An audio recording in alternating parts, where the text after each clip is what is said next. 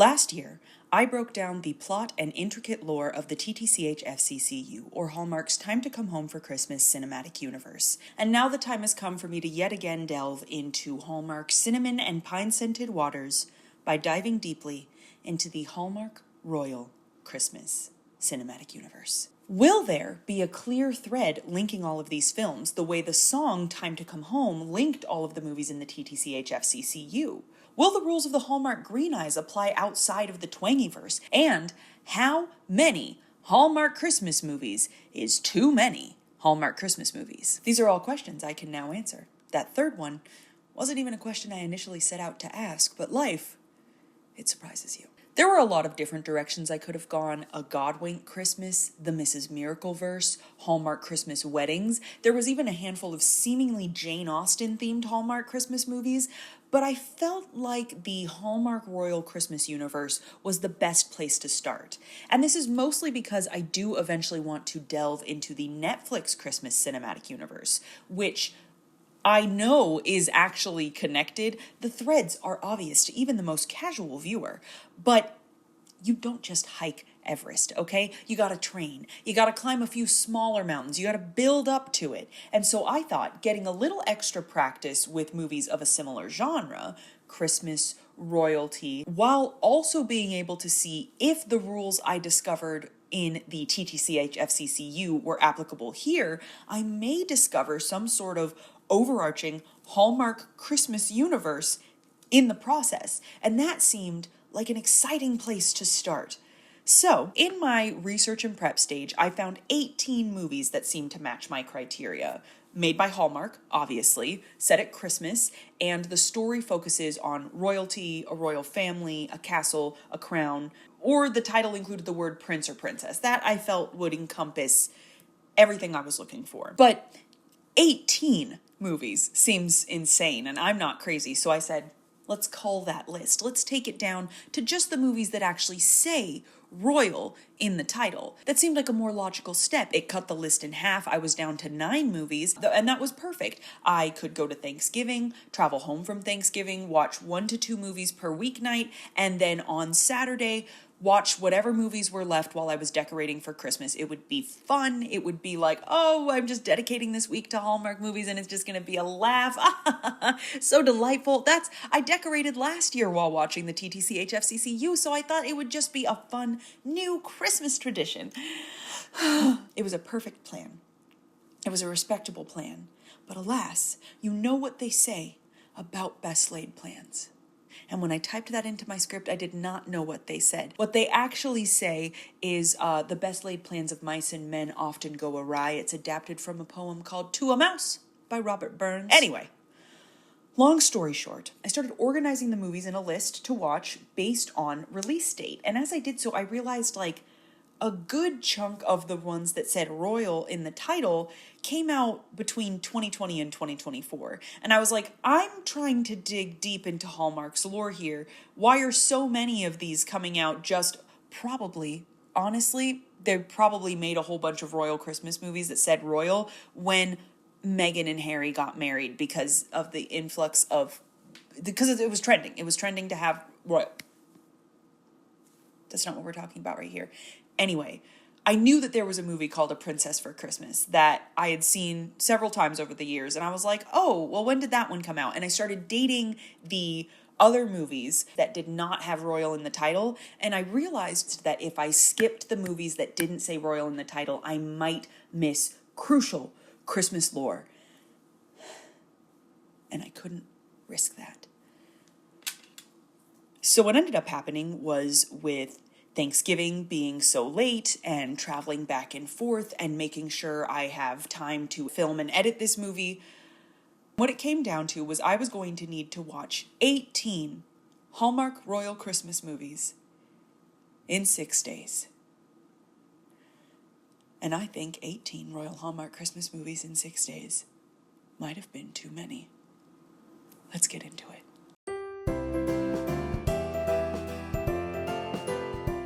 Okay, so first of all, I should have documented my wild spree, but I didn't, okay? That would have been funny, and if I'd had any any forethought or any concept of planning, that would have been a good journey to follow. But I don't think my mind had truly wrapped itself around what 18 Royal Hallmark Christmas movies in 6 days really was, okay? The mind did not begin to comprehend what I was doing to myself until about movie 9. And that's when I started getting some real-time clips of myself as my brain started to feel like it was on Christmas fire. And so I'll include those where I can. But with that out of the way, there is a piece of hair on my face. It's on my face.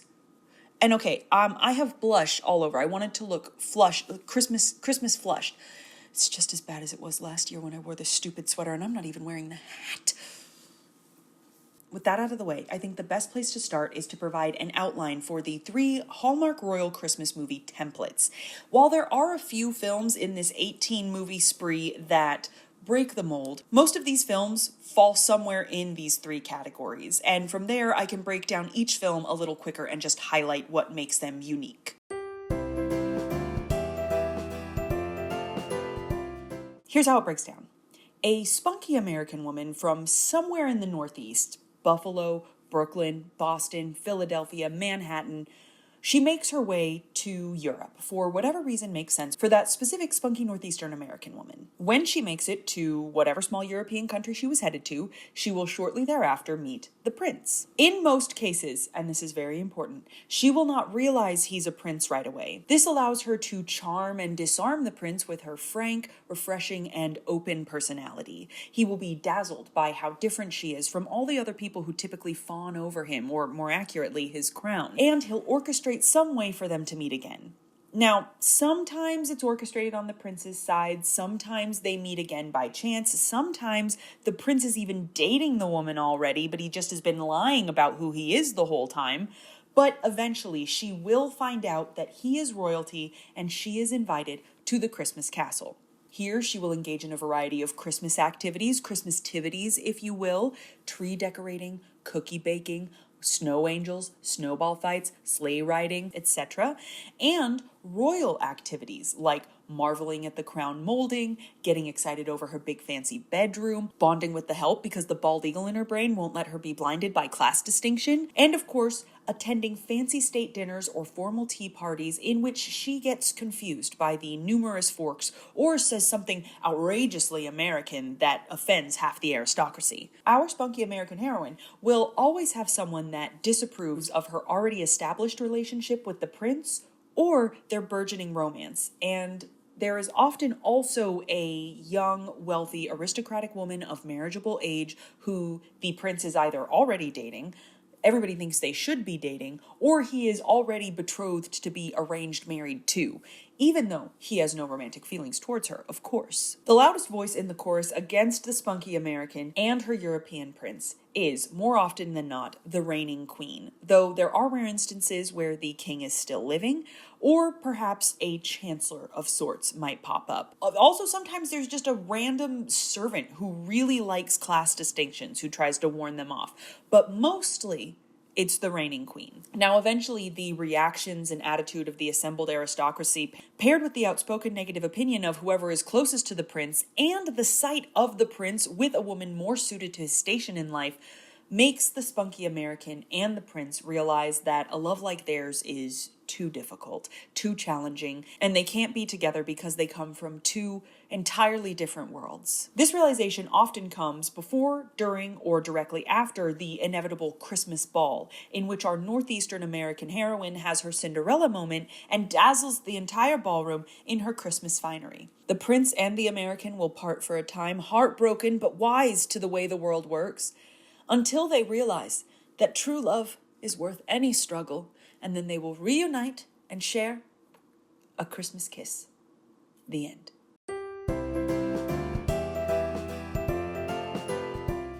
Then there is the Hallmark Royal Christmas movie Secundus. I looked up what came after prime in Latin, and it's Secundus, or that's what the Google search told me. Anyway, this is the second most common that you'll see. It is very, very, very, very similar to what I just laid out, essentially identical in every way, but with one small crucial difference. rather than a Christmas prince. The royal in question? Oh, baby, he's a Christmas king. That's a man we're dealing with. Now, this is not to say there aren't Christmas kings in the prime template. Every square is a rectangle, but every rectangle is not a square. Do you get what I'm saying? You can always tell the difference because a prime prince will be a prince when the two characters meet. The Christmas ball might be replaced by a Christmas coronation, wherein he will become the king, but the important part is he is not a king when a prime movie starts. In the HRC Secundus template...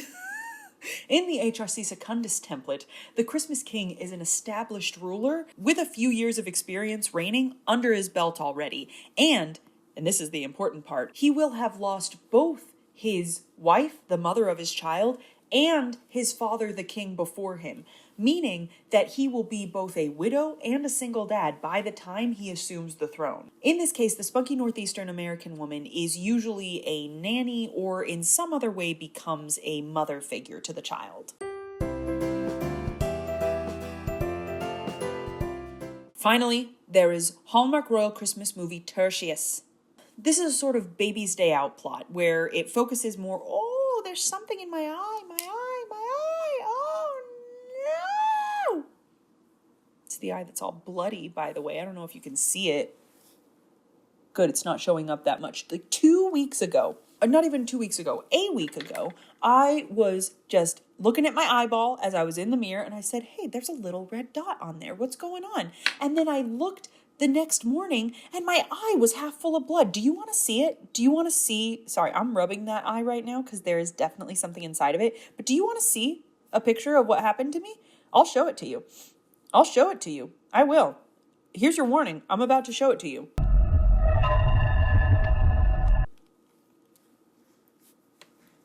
Okay, there it was. Finally, there is Hallmark Royal Christmas Movie Tertius. This is a sort of baby's day out plot, okay? It focuses more on the royal as the main character rather than the spunky American woman, and it follows the royal as they experience the real world outside of their castle.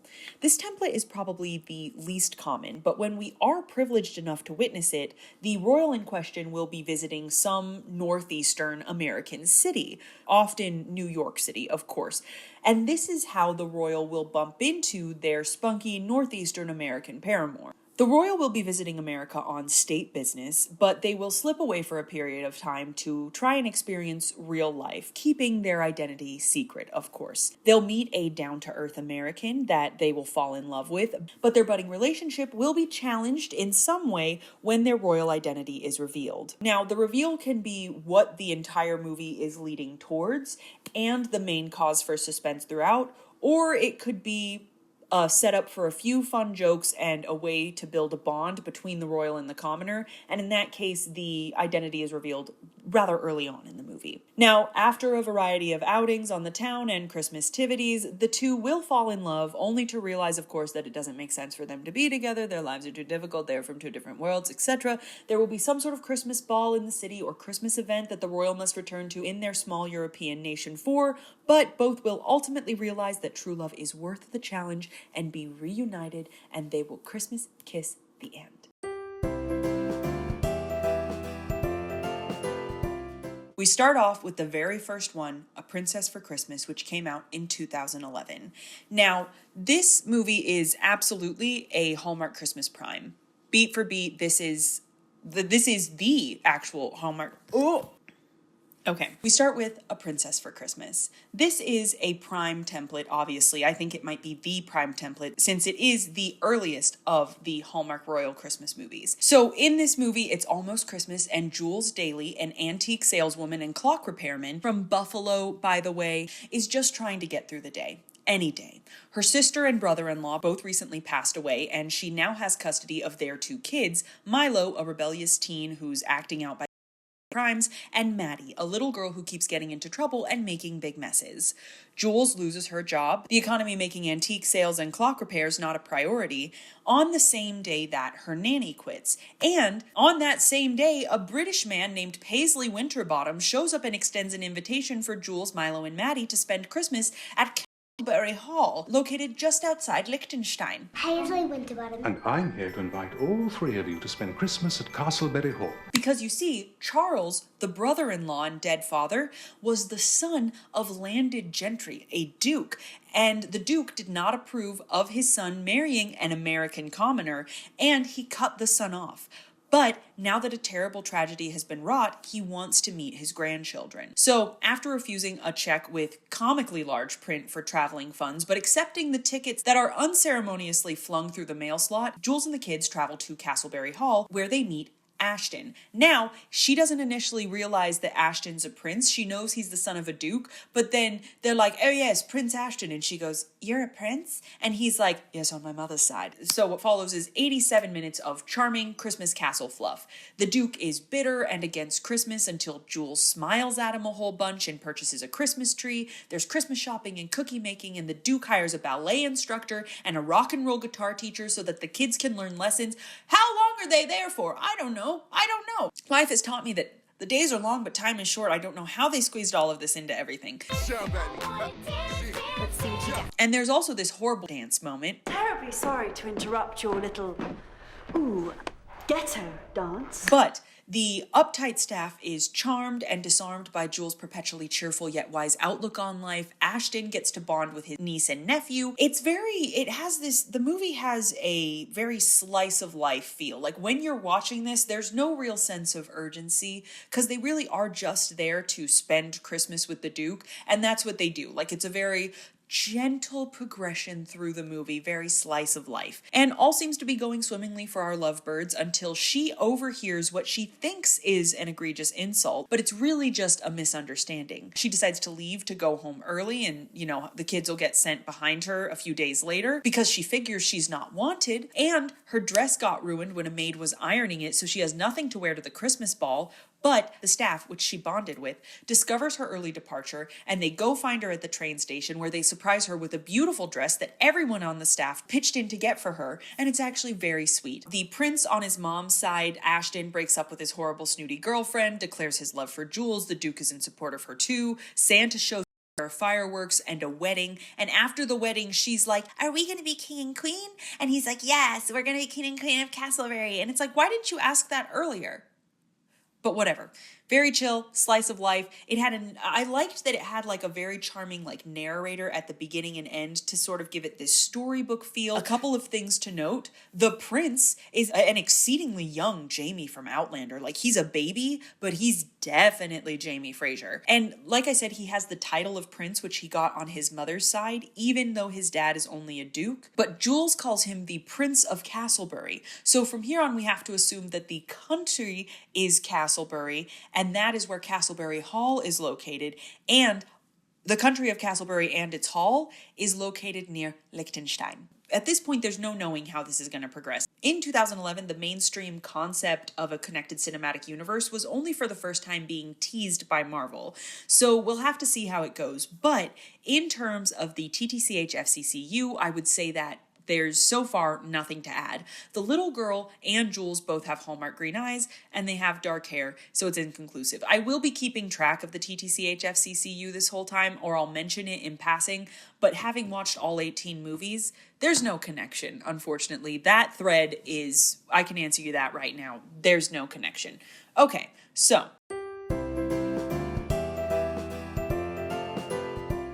next, we go to A Royal Christmas, which is a very early Lacey Chabert Christmas movie. It's not her first, but it is her second Hallmark one. So for this one, Lacey Chabert plays Emily Taylor, spelled Taylor. She is the daughter of Taylor, spelled like the profession, and she is an aspiring designer from Philadelphia with a wonderful boyfriend who loves pancakes and BLTs, and he's just a normal guy. They're all geared up to spend their first Christmas together in Philadelphia as a couple when Leo gets a phone call that ruins their plans. It turns out he does have to actually go home for Christmas, which is totally fine, but there's one other thing he neglected to mention. I'm Prince Leopold of Cordinia. A small sovereign state near the south of France. So he's got some royal duties that his mother, the queen, won't let him out of, but he invites Emily to join him. His mother happens to be Dr. Quinn, medicine woman, and she's reading a newspaper. Now, I paused on this newspaper because I wanted to make sure I picked out any subtle clues. And what I learned was if you want to delete this text and replace it with your own, click on this text box and hit Control A, and then delete key. If your story doesn't quite fit, just indicate at the end of the column where the story will continue. Why would you give us such a clear shot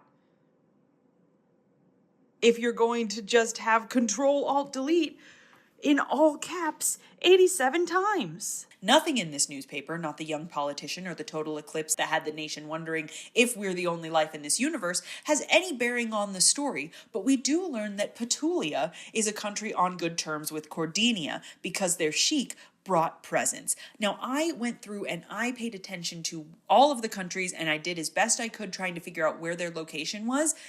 And it never matters because none of the countries are ever mentioned in relation to each other. So that's another thing that's just not tied in. It's very frustrating. Then we have another 70 minutes of the 87-minute runtime of a fish swimming around in royal waters in this beautiful little sovereign state on the Mediterranean where The last time Cordinia ever got snow was over 40 years ago. The Cordinian Christmas miracle. there's Christmas shopping and pre-ball waltz lessons, and there are moments where the two lovebirds are unbearably goofy, but nowhere near as bad as the horrible gangster dance moment from the last movie. We never hit those levels of cringe again, I am happy to say. It gets bad sometimes, but never as bad as that. Throughout it all, Dr. Queen Royal Medicine Mama is trying to destroy her son's relationship and set him up with her clone.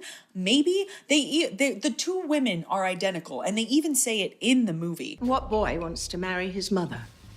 Emily, meanwhile, bonds with the servants and the orphans in the town square. There have always and forever will be orphans in the town square for these American women to bond with. And they actually say half orphan in it, which is hilarious to me because I used the term half orphan last year when describing some of the couples in the TTCHFCCU. These two half-orphans need to get home to Tulsa, Oklahoma for Christmas, and these two half-orphans cannot stop meeting like this. Meanwhile, Natasha, the mother's clone, tries to work her way back into Leo's heart unsuccessfully, all culminating, of course, in the beautiful Christmas ball with the gorgeous dress reveal, and Emily does marvelously until she slips away to the kitchen because Leo is dancing with Natasha, who managed to weasel her way onto the dance floor with him, and her freewheeling American spirit and, hunger makes her decides to teach the staff how to make American-style hoagies while a massive ball is going on that's already catered and has a bunch of food. Oh, you know what we need? Bologna. Oh, we have mutton. Okay. So the queen comes in, sees what they're doing, she fires the two staff members who were helping her, and she tells Emily to her face that she does not belong. And Emily, feeling horrible about the fact that she just lost these two people their livelihood, goes into the ballroom, sees Leo in his element, a true prince with Natasha elegant and refined by his side, and decides his mom is right and starts packing. So Leo is like, no, I love you, I want to marry you. And she's like, listen, if it was just Leo and Emily, I would, but I don't fit into your world. I don't want to have to be someone I'm not, and I'm proud of who I am and my family. And then she closes the ring box. Very powerful stuff. And see, the queen overheard. And one thing we learned about the queen is that she almost ran away with her true love, who is heavily implied to be the butler, but ultimately chose duty over her heart, and she's always thought that her son should do the same. But seeing Emily be brave enough to stay true to herself made her realize that she wants her son, the prince, to be happy, and she gives him her blessing, and then they all go to Philadelphia, and he proposes, and she accepts, and they get Christmas married, and it snows again, a Cordinia Christmas miracle. Okay, so if we're keeping track, the death toll in this Hallmark Christmas series so far is up to 4 because the two parents were dead in the previous movie, and Emily in this is a half-orphan, as I stated, and I'm pretty sure the king is out of the picture and also dead, and so the prince has also a half-orphan, meaning the death toll in 2 movies deep, is already up to 4. Is this Lacey Chabert's very first Christmas movie, or at least Hallmark Christmas movie? I did look into it. It's not. It's actually her 5th Christmas movie, but only the 2nd Hallmark one. She was in 3 Christmas movies with theatrical releases: Black Christmas, Ghosts of Girlfriends Past, and a movie called A Holiday Heist, and one other Hallmark movie called Matchmaker Santa. So she was already on her way to becoming a true queen of Christmas. And now I just have to say, Lacey Chabert Christmas Cinematic Universe. A video for another time.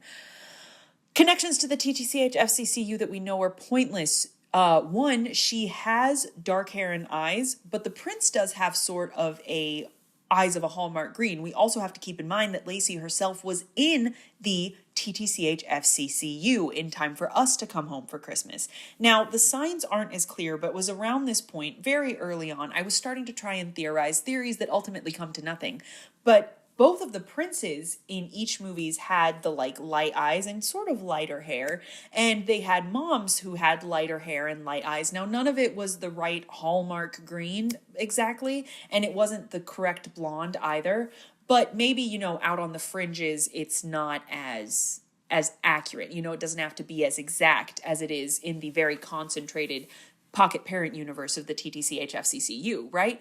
But I was starting to think maybe male Hallmark green eyes, their Christmas gauntlet is to be a Christmas prince, and they have to find a spunky American woman, something along those lines. And in those cases, the female Hallmark green eyes who helps guide them together is often in the role of antagonist, as mother or betrothed. But and I think this was a fun theory to start out with. It doesn't really pan out toward the end, but I just wanted to mention it. Now we move into Once Upon a Holiday, and it's a Christmas twist. I would say that the last 2 movies were definitely Hallmark Prime. This one is Hallmark Tertius. The first unique thing is we are following a princess as our female lead, not a commoner.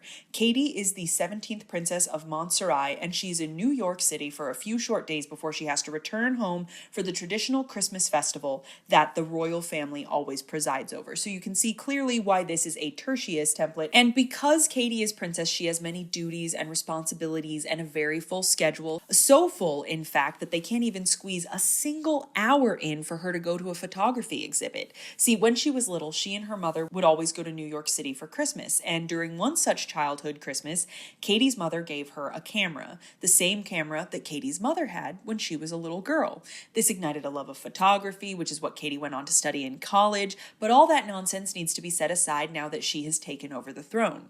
And she has taken over the throne because she is a full orphan. Both parents are gone in a plane crash, and now her life is nothing but duty and loyalty to the crown. But when she meets an old friend of her mother's, he distracts her clipboard-wielding aunt for just long enough that Katie is able to slip away and explore New York City. Almost immediately, she is robbed by a couple of Christmas crooks, losing her camera and her purse, and this is witnessed by our hero, Jack, a sort of Hallmark movie Jeff Winger, and the rare American hero as opposed to spunky Northeastern American heroine. Heroine. He's a little quippy, but he's kind, and he used to be a real estate big shot with lots of money until he realized he hated his life and he wanted to renovate homes and work with his hands, and his girlfriend at the time dumped him for following his dreams, and now he's just kind of closed off, and he's still nice, but he's like, no romance for me.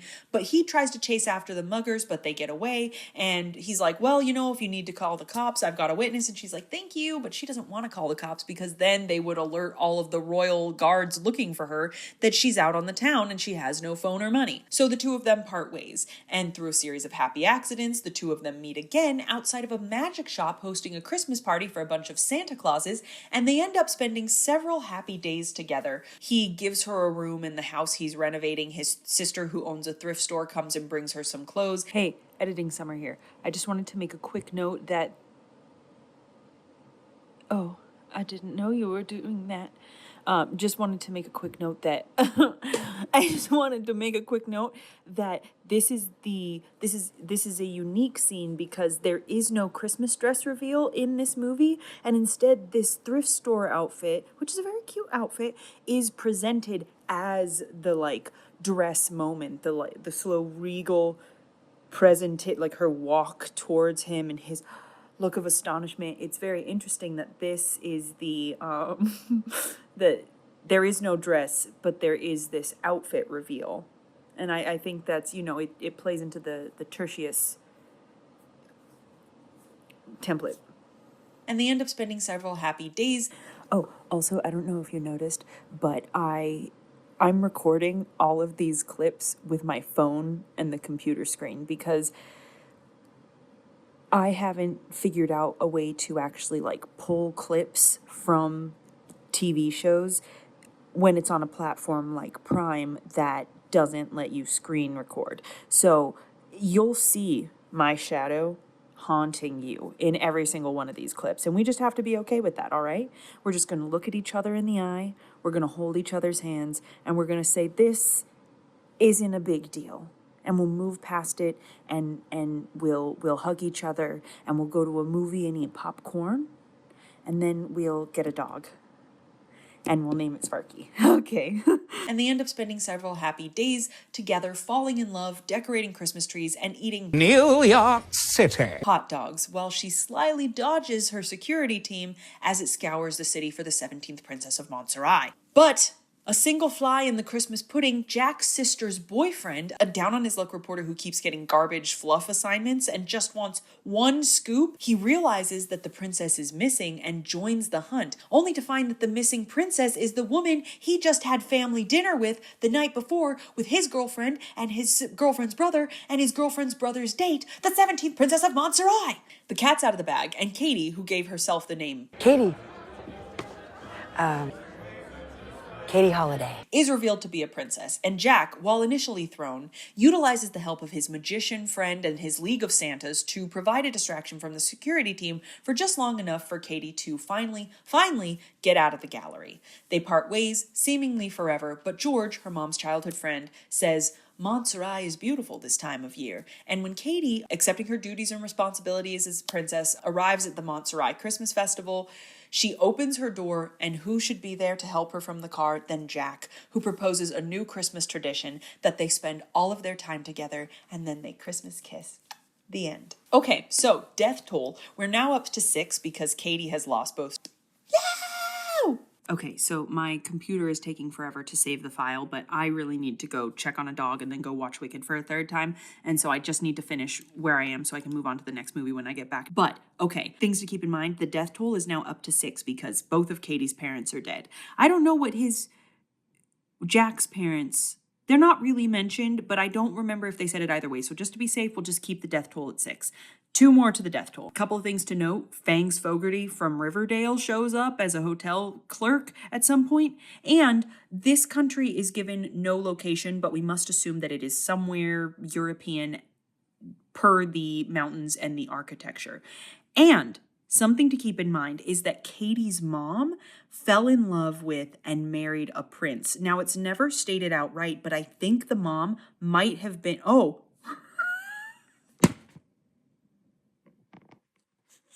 I forgot I was screencast.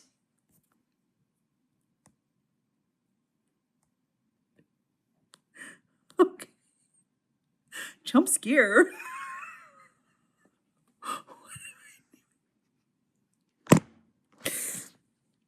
Okay, so Katie's mom, it is clearly stated that Katie's mom fell in love with and married a prince. Now, it's never stated outright, but I think her mom might have been American since they always come back to New York City for Christmas. And they would say that Katie was just like her mom in that her mom would run away sometimes and the whole Crown's Guard would have to go find the queen because Katie's mom would just need some space as well sometimes. So what it seems like we're seeing here is the result of the sort of union we've witnessed in the last 2 movies, when true love prevails and a wild American rose takes root at the palace. So Katie has that American eagle in her, warring for freedom from her royal duties.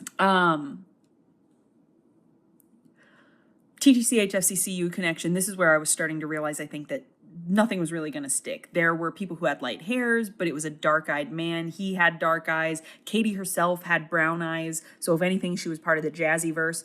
But the closest thing I can think is maybe her mom might have been a Hallmark Green Eyes. She has light hair, not the right kind, like not the bright blonde, but she does have light hair. And in this particular photo, they look green, even though in the shot of the mom, they looked very hazel. I'm beginning to fear that there is no connection, but we persevere.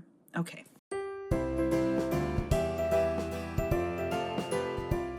Okay, so I'm back from my break and night has fallen now. Okay, so next we're getting into A Crown for Christmas. And this one was fun. In my notes, I said this one was my favorite so far. I also acknowledged that I had 16 movies left to watch, but it's up there. Having finished all the movies, I say that that's correct. I enjoyed A Crown for Christmas. Can I make this bigger? There we go. Mama can't see without her glasses. I'm just going to screenshot for you real fast what we got going on here so you can see. My eyes are blind, but I can't wear my glasses because if I do, you'll see the light. And I can't let that happen. Well, I want you to see the light. Jesus loves you, but I don't want you to see the ring light. Anyway, Brooklyn native Allie has been caring for her two siblings ever since the death of their parents. They're all adults now, but they are still a tight-knit unit. The youngest brother is in college, the middle sister wants to be an actress, and Allie is an artist who paints mostly for herself at this point. I just want you guys to know that the tree's real. While Allie's pushing a housekeeping cart that is decorated with poinsettias, as someone who worked in housekeeping, I can tell you, never once did I ever decorate the housekeeping cart. That's where the toilet paper was kept. I had other things to do than do that, but this is a Hallmark movie. And if a construction site will be decorated like it was in Once Upon a Holiday, yeah, okay, there's going to be poinsettias on the housekeeping cart. Anyway, Allie bumps into a handsome gentleman, and by way of apology, she gives him a handful of chocolates and some soaps and a sewing kit, and he's just charmed by this behavior. But mere moments later, when Allie is trying to finish the floor all on her own because her sister got a surprise audition that she wasn't expecting, she and her sister both get fired for not moving fast enough and not completing the rooms at a quick enough pace. Allie getting fired is witnessed by the butler or assistant to this handsome gentleman that we don't know much about other than that he's charmed by sewing kits, and he's moved to compassion by the fact that Allie had been on the point of returning a very valuable watch when she was fired and is therefore the model of an upstanding citizen. Anyway, so butler slash attaché Fergus brings a $5,000 check to Allie as a thank you, but when she doesn't accept, he offers her instead a job as a nanny. Her siblings encourage her to go. It's a lot of money and she'd get to go to Europe to do so, so she accepts. She travels to Europe where she learns she's going to be nannying for a princess. And the man that she bumped into in the hallway, oh, that is King Maximilian III of Windshare. Now, I don't know if it's because, as I said, I've done my fair share of housekeeping, or if it's because I'm 31 years old and wouldn't mind getting swept away to Europe and beguiling the king of a small Christmas nation with my charm and joie de vivre, but this one was working for me. You've got all the classic fish out of royal water elements. She bonds with the staff because she doesn't let classism stand in the way of humanity. And the king takes her horseback riding and almost kisses her, but it's not Christmas yet, so they can't kiss. So she's got sort of this like maid princess Cinderella thing going on. And it turns out the princess that she's nannying for, who's really rambunctious and has driven away tons of nannies, that little girl ends up really liking her too. And so we get sort of like Parent Trap vibes as the daughter tries to finagle a relationship between the nanny and the king because she doesn't like the other person who's vying for the king's affection, which is one Lady Celia. Apparently, the king and Lady Celia were supposed to get arranged married years ago, decades at this point. But the king met his wife, a fellow royal, in America. Like, for some reason, both royals were in America at the same time and eloped with her. And then they had a child, and then she died, and then the king died, and he became a widowed king and single dad.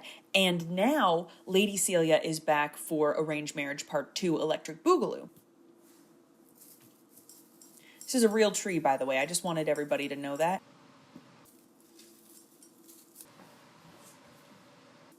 It's all real. Okay.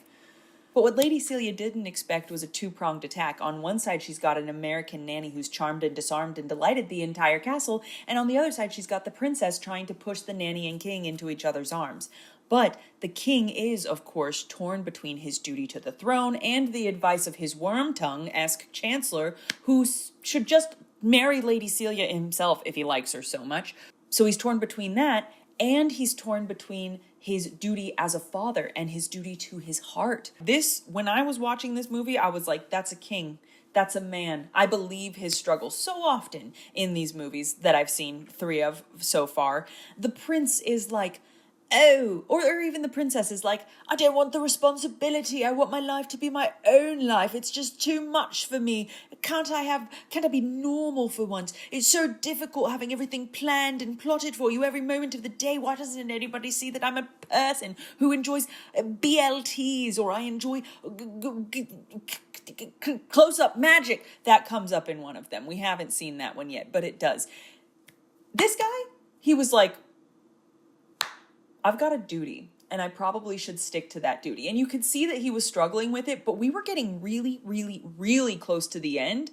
And he was like on the point of proposing to Lady Celia. Like, they are at the Christmas ball where he is planning on announcing his engagement, and he has the ring in his little coat pocket, and he's gonna do it. But it's not until he reaches in, grabs the box and opens it that he realizes the ring is actually gone.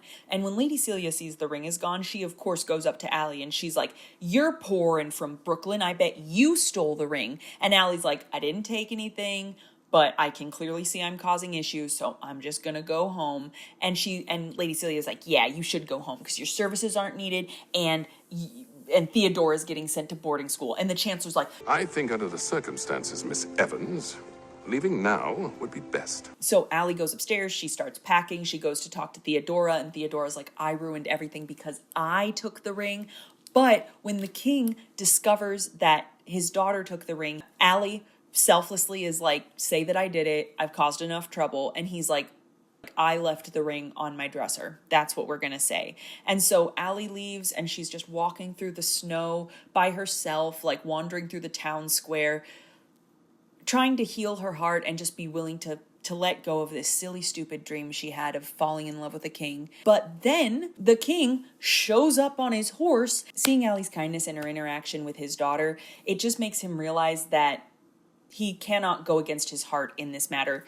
Duty, sure, he's been a king for a long time, but he's got to go with his heart this time. So he finds Allie and he proposes to her while the snow is gently falling down. What about the throne? Survived 1,000 years. It can survive a girl from Brooklyn. And then they Christmas kiss and everyone is happy. Okay, so a couple of things to note. The death toll at this point is up to 9, possibly 10. Allie's parents are both dead. The king lost his wife and then his father shortly after. And since his mother is never mentioned, I think she might also be dead. So we're going to say 5. This is so far one of my favorite Christmas dresses. And one thing that I discovered about myself the more that I watch these movies is that I kind of agree with all the naysayers. Like, I do think that there's a big difference in the kinds of life that these two people have been leading. And unless the woman is prepared, or the man, I guess, in Once Upon a Holiday, unless they're prepared to become a public figure and have their entire life lived in the spotlight and have their life change to meetings and ribbon cuttings and delegations and shaking babies' hands and everything like that, you're gonna have to give up your dreams of being a seamstress / baker or any of the career goals you had. Like, that is I'm sorry if I'm a brunette who would get dumped immediately because I'm apparently business minded, but those are things to consider.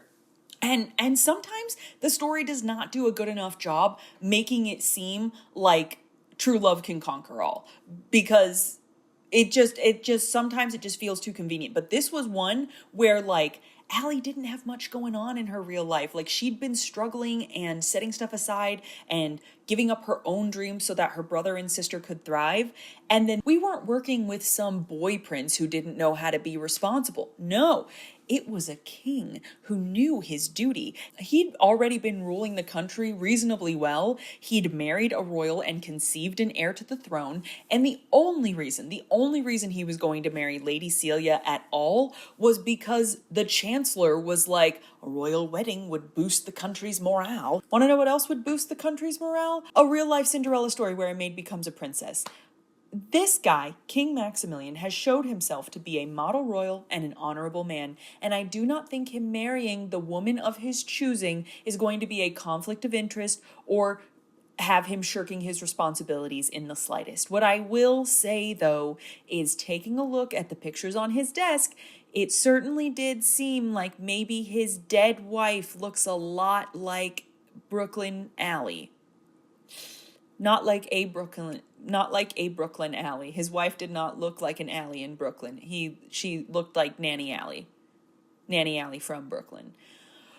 Anyway, when it comes to the TTCHFCCU, at this point I was like, oh, the king kind of has the right colored eyes, and the chef who gives Allie her dress for the ball that she used to wear when she was younger, and now she's, she doesn't have use for it because she had a big crush on Fergus, but it didn't work out. And so but her and Fergus maybe will work out now.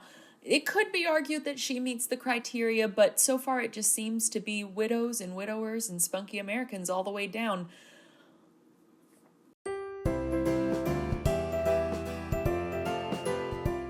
All right, now we are talking about a royal New Year's Eve. This one is admittedly a bit of an outlier since it's a royal New Year's, but it does actually start on Christmas Eve and then goes all the way through to the New Year's Eve ball. So an aspiring fashion designer named Caitlin, who's from New York City, she gets discovered when she wears one of her own designs to a work party, and Lady Isabel, the soon-to-be fiance and current girlfriend of Prince Geoffrey of a country whose name I cannot remember, and I'm not sure if it was ever said or if he just said, yes, I'm from a country no one's ever heard of.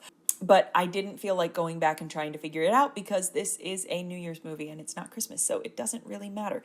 Anyway, Lady Isabel wants Caitlin to design a dress for the New Year's ball, and it is tradition in the royal family for the princes to propose to their paramours at the New Year's ball in whatever country they are from. But Caitlin's boss was hoping to launch her daughter's design career. I think her name was like Janelle or Michelle or Janice, something like that. So the boss saddles Caitlin with planning the entire ball so that she has no time at all to make the dress. So while Caitlin's trying to juggle everything, she spends more and more time with Prince Geoffrey, and the two fall in love. Now, I don't think I mentioned earlier, but this one does fall, even though it is not a Christmas movie, it does fall more into the tertius. It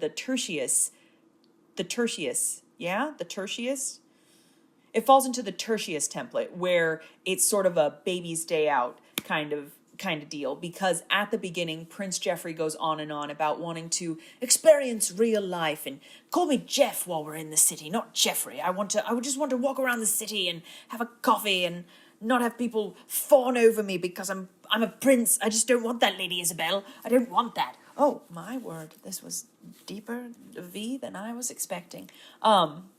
Nessa, I've got something to confess, a reason why, well... Okay. Caitlin's boss sabotages the dress's debut by having the design department mock up a copy of the dress and releasing that to the press so that it doesn't seem like a one of a kind design, and tries to be like, Caitlin stole the design, so you should take my daughter's designs. And wait, no, she's just a hoity-toity New Yorker. She's like, Caitlin, it appears, stole someone else's design and tried to pass it off as her own. You should go with my daughter's designs because she's much better than stupid, stinky Caitlin. Or Lady Isabel is like, Caitlin, I cannot believe you would do this to me. I asked for a one-of-a-kind design, and Caitlin's like, please, this is a one-of-a-kind design. Anyway, all this happens. Geoffrey's like, I have to call off the wedding, Lady Isabel. I'm not going to propose to you. And she's like, why, Geoffrey? And he's like, it's because I don't love you and I don't think you love me. And the king is like, hey, you should be happy if you want to be. And then they New Year's kiss, the end. The death toll, same. I don't think anyone actually died, but also this is not a Christmas movie, so we can't add anything to the death count. And all I could think of the whole time that I was watching this movie is that they kept saying Jeffrey the same way I did in my TikToks that went slightly viral. I had a few TikToks. One, it got like 4 million views, which is not, in the grand scheme of things. There are videos that have done better. But I would wear this Snapchat filter over. I'll just show you an example. Jeffrey, fetch me my wrap. Lady Isabel, the whole movie was like, Jeffrey, this is quite important. anyway, okay, TTCHFCCU connection. The main girl, Caitlin, is actually in the TTCHFCCU series. She plays the amnesiac in time for them to come home for Christmas, and she is one of our classic Hallmark Green Eyes. If you've been wondering what I mean this whole time, she is a Hallmark Green Eyes from the Twangyverse. But anyway, I think this one may have been a waste of time, but we persevere.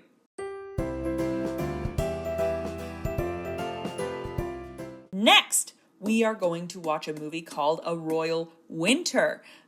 This one is,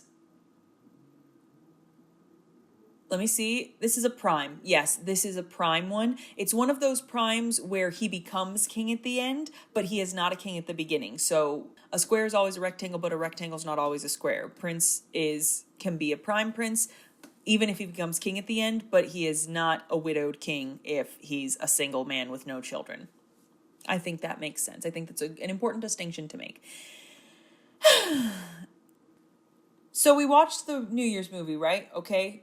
Probably, I'm pretty sure that was a waste of time, but I thought, hey, I'll stick with the New Year's movie because there are Christmas trees in the background and it started on Christmas Eve. So we at least tangentially passed through Christmas, not a total waste of time, and maybe by seeing how the Hallmark Royals act when it's not Christmas, it can kind of inform what is or is not a standard in the Hallmark Royal Christmas universe, okay? So that's what I was kind of thinking. And then we came to the next movie, which is A Royal Winter. And at this point, I'm just like, every day I stray further from my purpose. First, the New Year's debacle, and now this, because I added this to my list, thinking that they just used the term winter to have a sort of neutral title for people who didn't celebrate Christmas and also didn't celebrate any holiday during the winter and were possibly like, what's a girl to do who doesn't celebrate Christmas or any holidays? Well, you know what? Here's a winter movie for you, for everybody who just I just thought maybe that's what it was. Or I thought it was just going to say winter because they felt like they'd used Christmas or holiday too much, and then it was just going to be a Christmas movie. But I was wondering because they had this little jingle at the beginning where it's like, it's a winter time, it's winter time today, and it's winter. And I was like, oh, are they going to make a whole movie set at Christmas that has everything that's Christmas in it, but not say Christmas ever once at all? And I was very intrigued. But basically, this was very close to a Hallmark Prime plot. It had everything that those do, except none of this was happening at Christmas. The newspaper says it's January 10th. So what on earth am I supposed to do with a movie set in January, on January 10th? There's a woman who jogs past the main character in this. That's because we're fully into New Year's. She's probably one of the only people left in the city who's still trying to do her New Year's resolution of running every day, because we're 10 days into the new year. There's no Christmas lights. There's not a single Christmas tree to be found. And I think the only Christmas lights I did see was like an unlit strand of string lights wrapped around a tree as they panned up during like a crane shot, and a wall of like hanging lights that were in a restaurant alley. And that's something that could be up all year because it's just decoration. Nothing was Christmassy about it. It could have just been lights for light's sake, okay? What a waste of time. Now, I do not understand the concept of a Hallmark Christmas movie where they remove the Christmas and set it on January 10th. At least that's when the movie starts. It's probably January 15th, 18th even. Maybe even as far into the year as the 20th by the time this movie's over. I do not understand. You'll never catch me understanding. It didn't make any sense to me. What I will say is that is that the main character and the prince actually had quite a bit of chemistry. They were both very charming, and I feel like their romance was believable and cute. The prince had this sweet cherub face, like a little angel baby grown up into a man, and I liked watching the two of them fall in love. But I also care very little for the fictional goings-on of tiny little European nations that don't exist unless Christmas is involved in that, because I mean, sure, he's having a coronation and he wants to invite all of the townspeople instead of just the royals, and she's got like this job interview she's waiting to hear back from. They said they'd get back to her in 2 weeks, and so it's like, okay, yeah, but like a top of the year coronation and waiting to hear back from a job, those are real life boring blah blah blah any day of the year struggles that they're and like, what am I watching this for? Okay, like, I don't understand why you couldn't have made this exact same movie and have it be set at Christmas. They regular early top of the year kiss and everything's happy or whatever. This movie was an interminable slog. Like, it just kept going. It was 84 to 87 minutes, exactly like every other movie that came out, but there was nothing pressing that made the movie seem to move forward. Like, the deadlines were the end of her vacation and this coronation that was happening on some unspecified day in the very near future. There wasn't Christmas, there wasn't Christmas Eve, there wasn't any hustle and bustle. It just felt long and boring, even though honestly, when I like look at it objectively, it was probably one of the cuter little romances. Like, they felt believable as a romantic couple, but it should have been set at Christmas. It should have been set at Christmas. She even wore a red dress, and I don't know what possessed them to make a movie set on January 10th. I will never understand it. It will never make sense to me. But what I will say is, one thing I've noticed in these not Hallmark Christmas movies is that the death toll is not as high in these. Like, she had both her parents. We got to see both of them on screen. TTCHFCCU, I'm not even bothering with for this one, because this was not even, there wasn't even a Christmas tree. So this is nowhere in the arena of a Hallmark Christmas movie. It was just a Hallmark early to late January movie. Oh, okay. Next.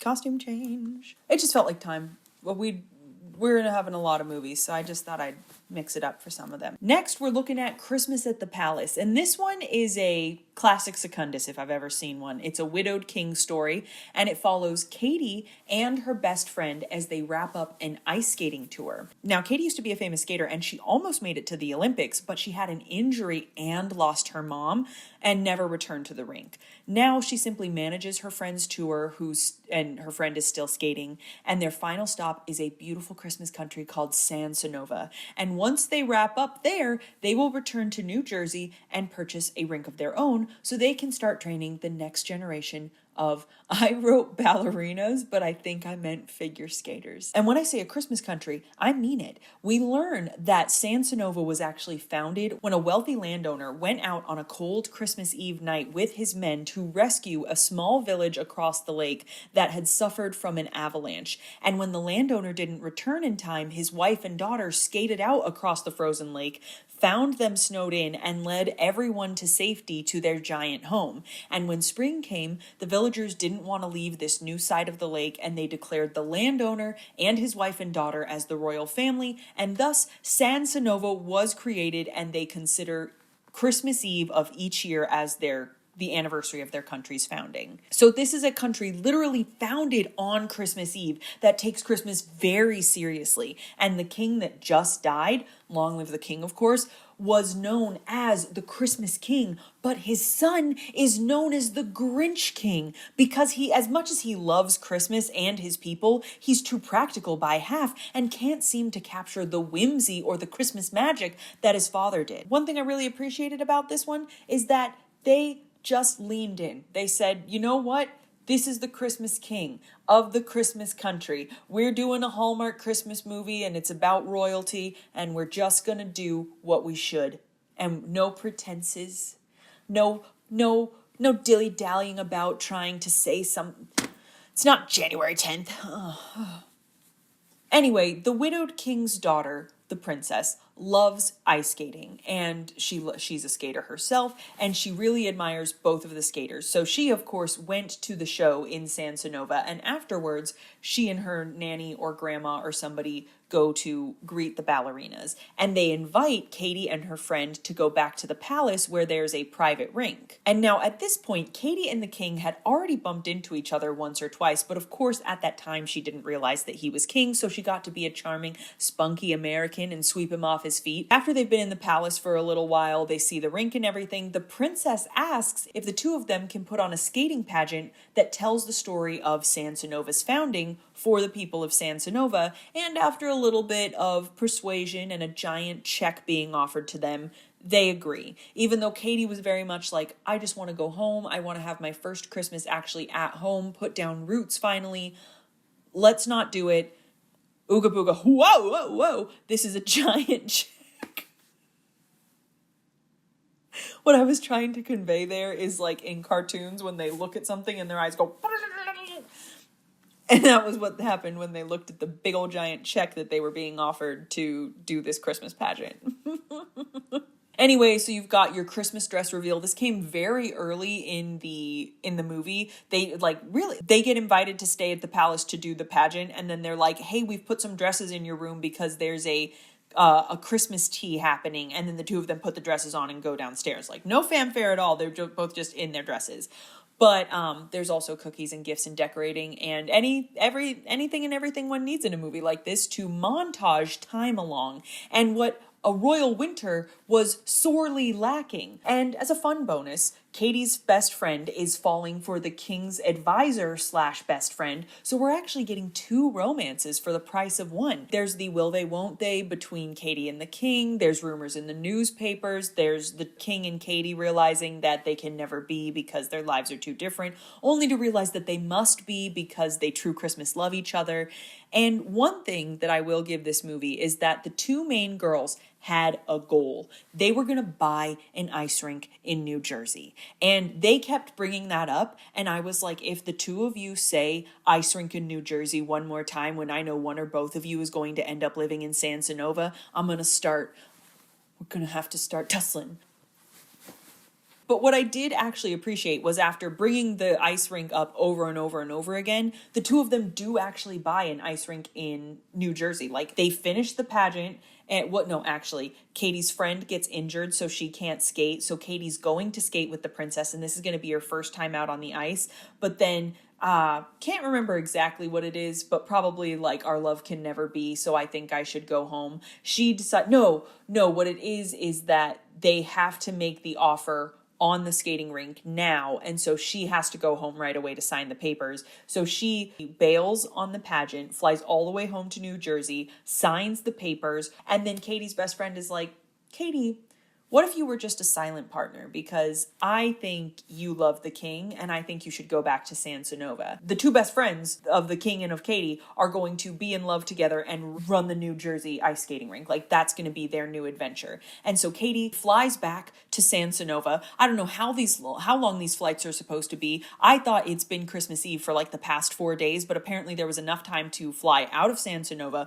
across the sea, to New Jersey, sign some legal documents, have a talking to, fly back to San Sonova, and still get there in time to put on her costume as the queen of this Christmas country. That's her role in the pageant. Get on the ice and skate it with the king and his daughter. But what I thought was also cool was they set out 2 goals for the 2 main characters. For Katie, it was buying an ice rink, and for the king, it was redeeming his image in the eyes of his people, because the first thing he is called in the newspaper by his people is a Grinch king. And then halfway through the movie, they're like, is this the King of Hearts? Because he was spotted with Katie. But then after Katie has left, so they think they've gone their separate ways forever, they're doing different paths in life, a newspaper lands on his royal desk and it says, all hail the new Christmas king or something. This is a city, a kingdom, I should say, run entirely by headlines. Headlines only. They might as well just use Twitter, because you get the gist of the news in the headline and nothing else. This kingdom is so well versed in lorem ipsum. because there are many variations of passages of lorem ipsum available, but the majority have suffered alteration in some form. So his image is redeemed. She buys the ice skating rink. Both of them achieve their goals before they both realize, hey, I do really want to be with this person. And they come together to Christmas kiss. Actually, I don't remember if they Christmas kissed in this. I might have been typing on my phone when it happened. So if they Christmas kiss, I will put that clip right here. Death toll. Her mom, one assumes her dad because he's never mentioned at all. The king's mom because she's never mentioned at all. The king's wife and the king's father. Now I feel like I'm playing a little fast and loose, but they're pretty good at saying if somebody is part of their life or being like, well, you know, mother is spending Christmas in the Maldives. Why would the king's mom not be there if she was alive? So I think it's safe to assume, since everybody in this show everybody in any of these movies is an orphan or a half orphan, that everybody's dead. So we're going to bump the death toll up by 5. TTCHFCCU, this girl is the closest we've come. I don't think I mentioned. I think I typed it, but I never actually typed it in the synopsis. What I forgot to mention is that Katie from this movie is the girl from A Royal Winter. It's the same person. If we're trying to find any connection at all, the only thing that I can assume is that I think her name was Sarah in A Royal Winter. January 20th, Sarah declared her undying love for the king of Cordinia, I think. Was that it? Calpurnia? Calpurnia. Okay, so we just have to assume the girl from A Royal Winter has only 1 year later somehow managed to develop a long and storied ice skating career, changed her name, dyed her hair, and now has beguiled the king of another nation. Because it's the same girl in both of them. And if we're looking for connections, I think that's what we have to say, is that she, in the span of less than a year, beguiled 2 kings. Gotta get on her level.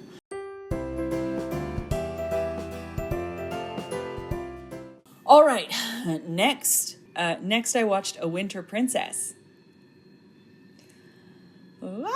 Next movie we're watching is A Winter Princess, and I am endlessly baffled by the concept of a winter Hallmark movie. While I was compiling this list, I saw that there were royal movies that were set at different times of the year. Meghan Markle was even in one, but those did not appeal to me because they were not part of the plan. The plan was to watch royal Christmas movies. And part of me wanted to do, like I said at the beginning of this, part of me wanted to do just the ones that said royal, but the release dates, I didn't want to miss any crucial details.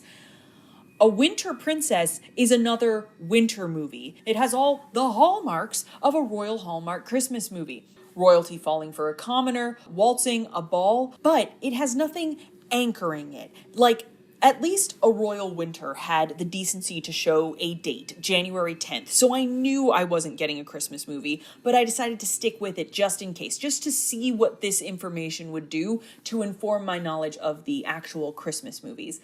This one doesn't have a date at all. I saw one wreath in the movie, and in a panning overhead shot, no! I saw one wreath and an establishing shot where a single pine tree had some lights on it and there was garland over a door lintel. And those didn't even really seem like, they were so blink and you'll miss it. I couldn't even be sure if they were intentional. There was nothing to determine the time of year this was taking place. And okay, at this point, I've managed to watch 3 non-Christmas movies in my effort to watch only Christmas movies. I'm going to throw up in my mouth. And each one of these does break from the Christmas tradition in some way, which makes sense. But with the other 2, A Royal New Year's Eve and A Royal Winter, at least they mostly conformed to the status quo. A Winter Princess was all over the place. Like, it doesn't fit in any of the templates. Not prime, not secundus, not tertius. Like, okay, so first and foremost, these generic winter movies are roughly 84 to 87 minutes, just like every other Hallmark Christmas movie is. Just long enough to hit 1.5 hours with commercials. But the Christmas movies, and heck, even the New Year's movie, all have the benefit of the montage. Decorating the tree, baking the cookies, making snow angels, going on sleigh rides, singing jingle bells, laughing amongst the tinsel, wandering through a Christmas market and buying wrapped gifts. And it's all set to the most generic, made-for-TV, license-free carol you've ever heard in your life. But these festive montages are a great way to eat up a minute or two of screen time while still shuffling the plot forward, okay? But these winter-themed movies feel like they, especially A Royal Winter and A Winter Princess, feel like they take the full runtime of the Lord of the Rings Return of the King extended edition because they don't have these montages. Without these little tasks and traditions and activities, it's just winter and cold, and they have to fill all the space that would have been devoted to the montages with like 82 tiny little scenes where okay, for example, there is a scene at an ice skating rink where the princess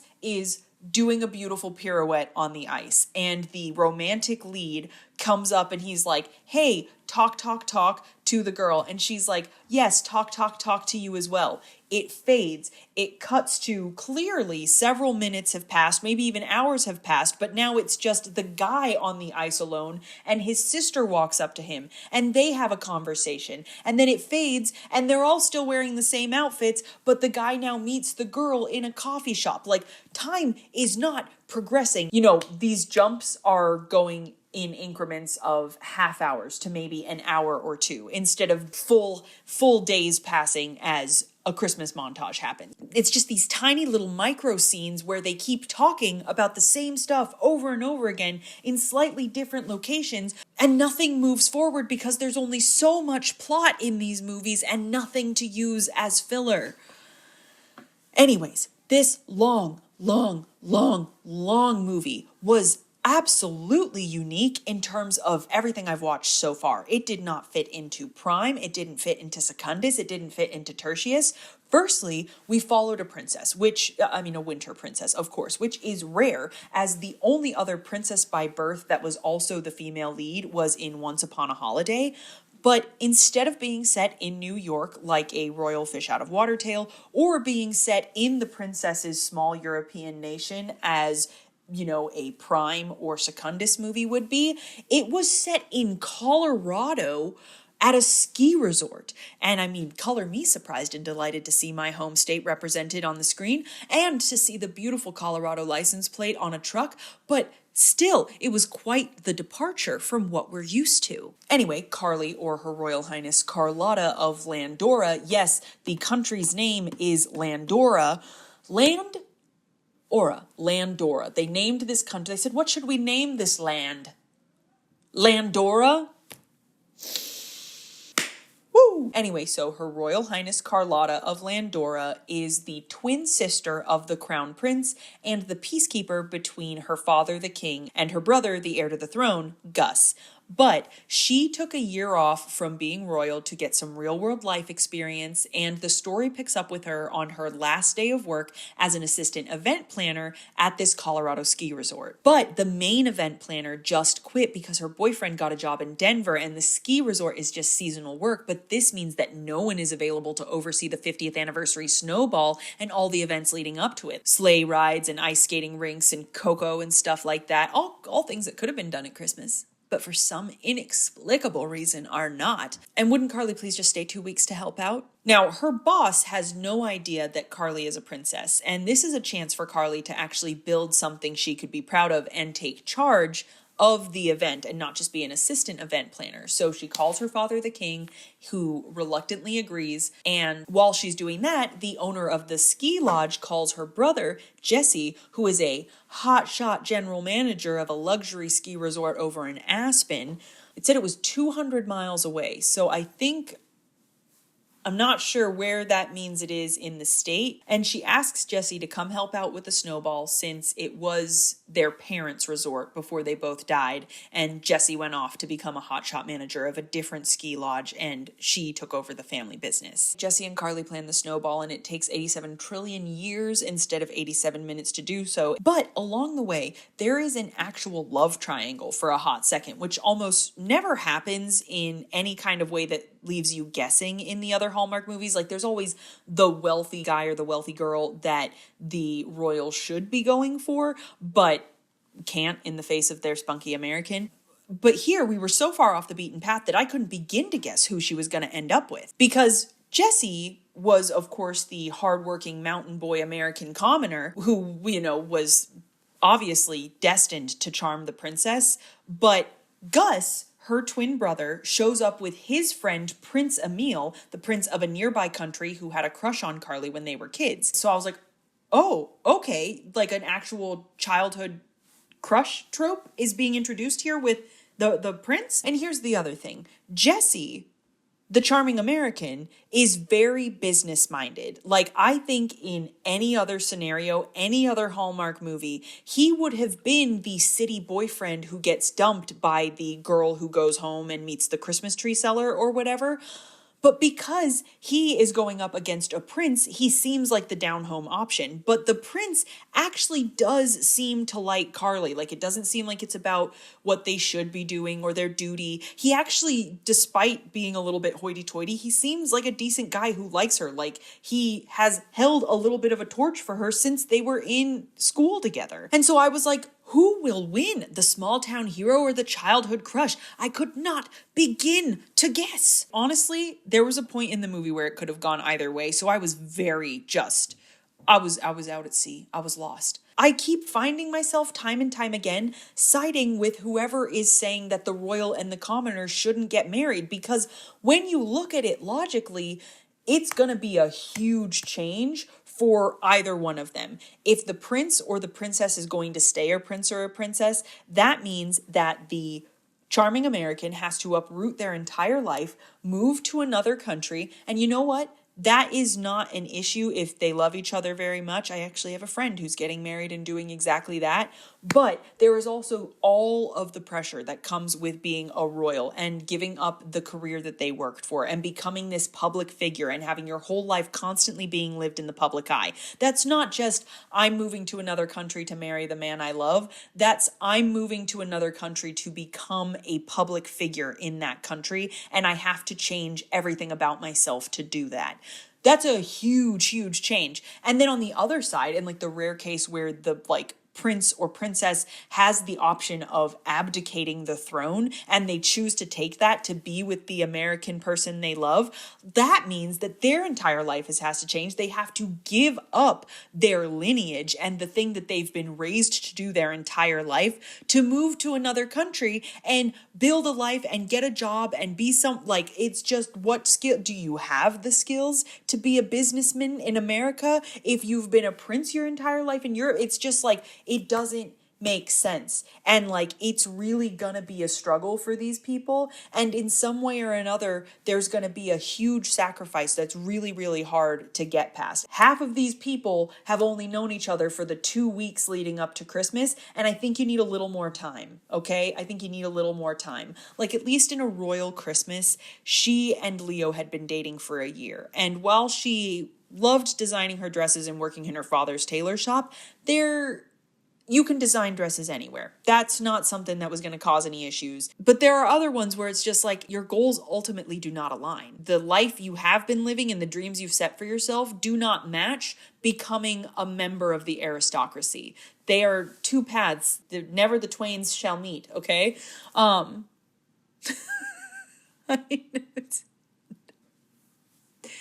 Okay, but in A Winter Princess, the prince is actually a decent guy, and he and Carly have known each other a long time, and he understands her, and he understands her life, and he's nice, and he would clearly be a good fit because she's not going to be queen, okay? So here's the thing. Her brother is going to be king, and he clearly relies on her. Like when she didn't show up in Landora for their birthday, he flew out to Colorado because he's like, we can't spend our birthday apart, okay? So once he's king, she's going to have a lot of public appearances and she's going to serve as counsel and support for her twin. So the general manager of the Aspen Ski Resort is going to give up his career and leave his sister behind to become a royal show pony. And I could not see how any of this was going to work out, especially since on the guy's side, his whole thing was he was learning the true meaning of not Christmas since it wasn't Christmas, but his whole thing was like, should I give up my luxe cushy job as a luxury general manager to come back and be with my sister and work at the family ski resort?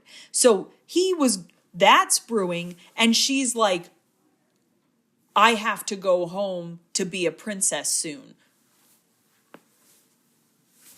So I just couldn't see how any of this was going to work out.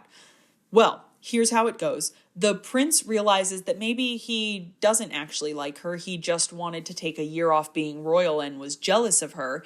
And so he's like, don't worry, we don't have to date. And then her father, the king, is like, why don't you just move to Colorado and become an event planner? You have my blessing. And the ski resort, which was struggling, is going to open year round now because a bunch of famous people came to the Snowball since a princess was hosting it. And so now the townspeople can have year round jobs and they don't have to travel to Boulder or Denver or tear their community apart trying to find a living. And Jesse is going to quit his Aspen job and move back home. And she's also just going to stay in Colorado and be an event planner. And everybody's just going to live happily ever after. And I don't know. Okay. So I've aged 70 years in the time since I started this movie. My children and my children's children have grown and started families of their own. And I guess it's just whatever. Okay. She might as well be an event planner in Colorado at a ski resort instead of doing her duty to her people. Who cares? Nobody, not me. Clearly at this point. And sure, her brother has shown that he has no ability to exist without her, but whatever. He doesn't need her support because the king's going to live forever, right? And even if he steps down, that's resolved. Death toll, up by 3. Her mom's dead, I think, and Jesse's parents are both dead. I don't know if I'm even counting this because this isn't a Christmas movie, but it also can't be ruled out as a Christmas movie since there was a wreath and one lit up tree, and they never said what time of year this was. Oh, okay. Things to note. Gus, the future king, was played by the same actor who played a reporter in Once Upon a Holiday. Connections. So here's what I'm thinking. Was he just doing his best to out a secret royal before that secret royal could out his identity? So maybe he had taken a year off, like Carly took a year off to be an event planner in Colorado. Maybe he took a year off to be a news reporter in New York City. And when he saw somebody that he knew from his royal, from the royal circuit, he's like, I gotta blow this story wide open so that she doesn't reveal who I am. None of this is supported by the evidence in the movies, but I think I'm gonna go with it because there's very little to tie any of these together. So let me just have my fun where I can. And of course, for the TTCHFCCU, there is not a single thread to tie it to anything, but that's fine because this wasn't a Christmas movie. Okay.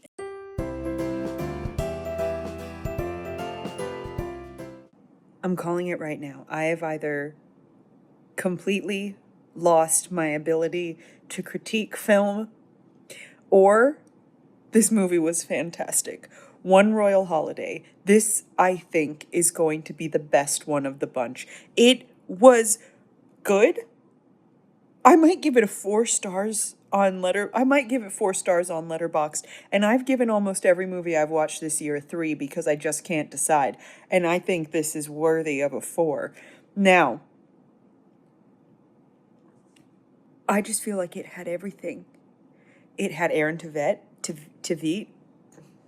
in it. Like, the main girl was charming, the prince was funny, it had its cheesy Hallmark moments, but like, it was actually super cute, and like, the romantic moments actually hit, and it made me tear up a little bit at the end. I liked this movie. And her dress, she had the best dress. She had the best dress of all the dresses we've seen so far. And I think I'm on my 8th or 9th film right now. I also know that starting sometime this afternoon, my head started to feel like there was a big pressure on it. And like the back of my head felt tight and my stomach is kind of nauseous. Like I've got a lot on my plate and a lot's going on and I can't really think anymore. And so I might just be lost in the Christmas sauce, but I think One Royal Holiday was actually good. I think it was good. I think this was a good movie. One Royal Holiday was a good movie, unironically.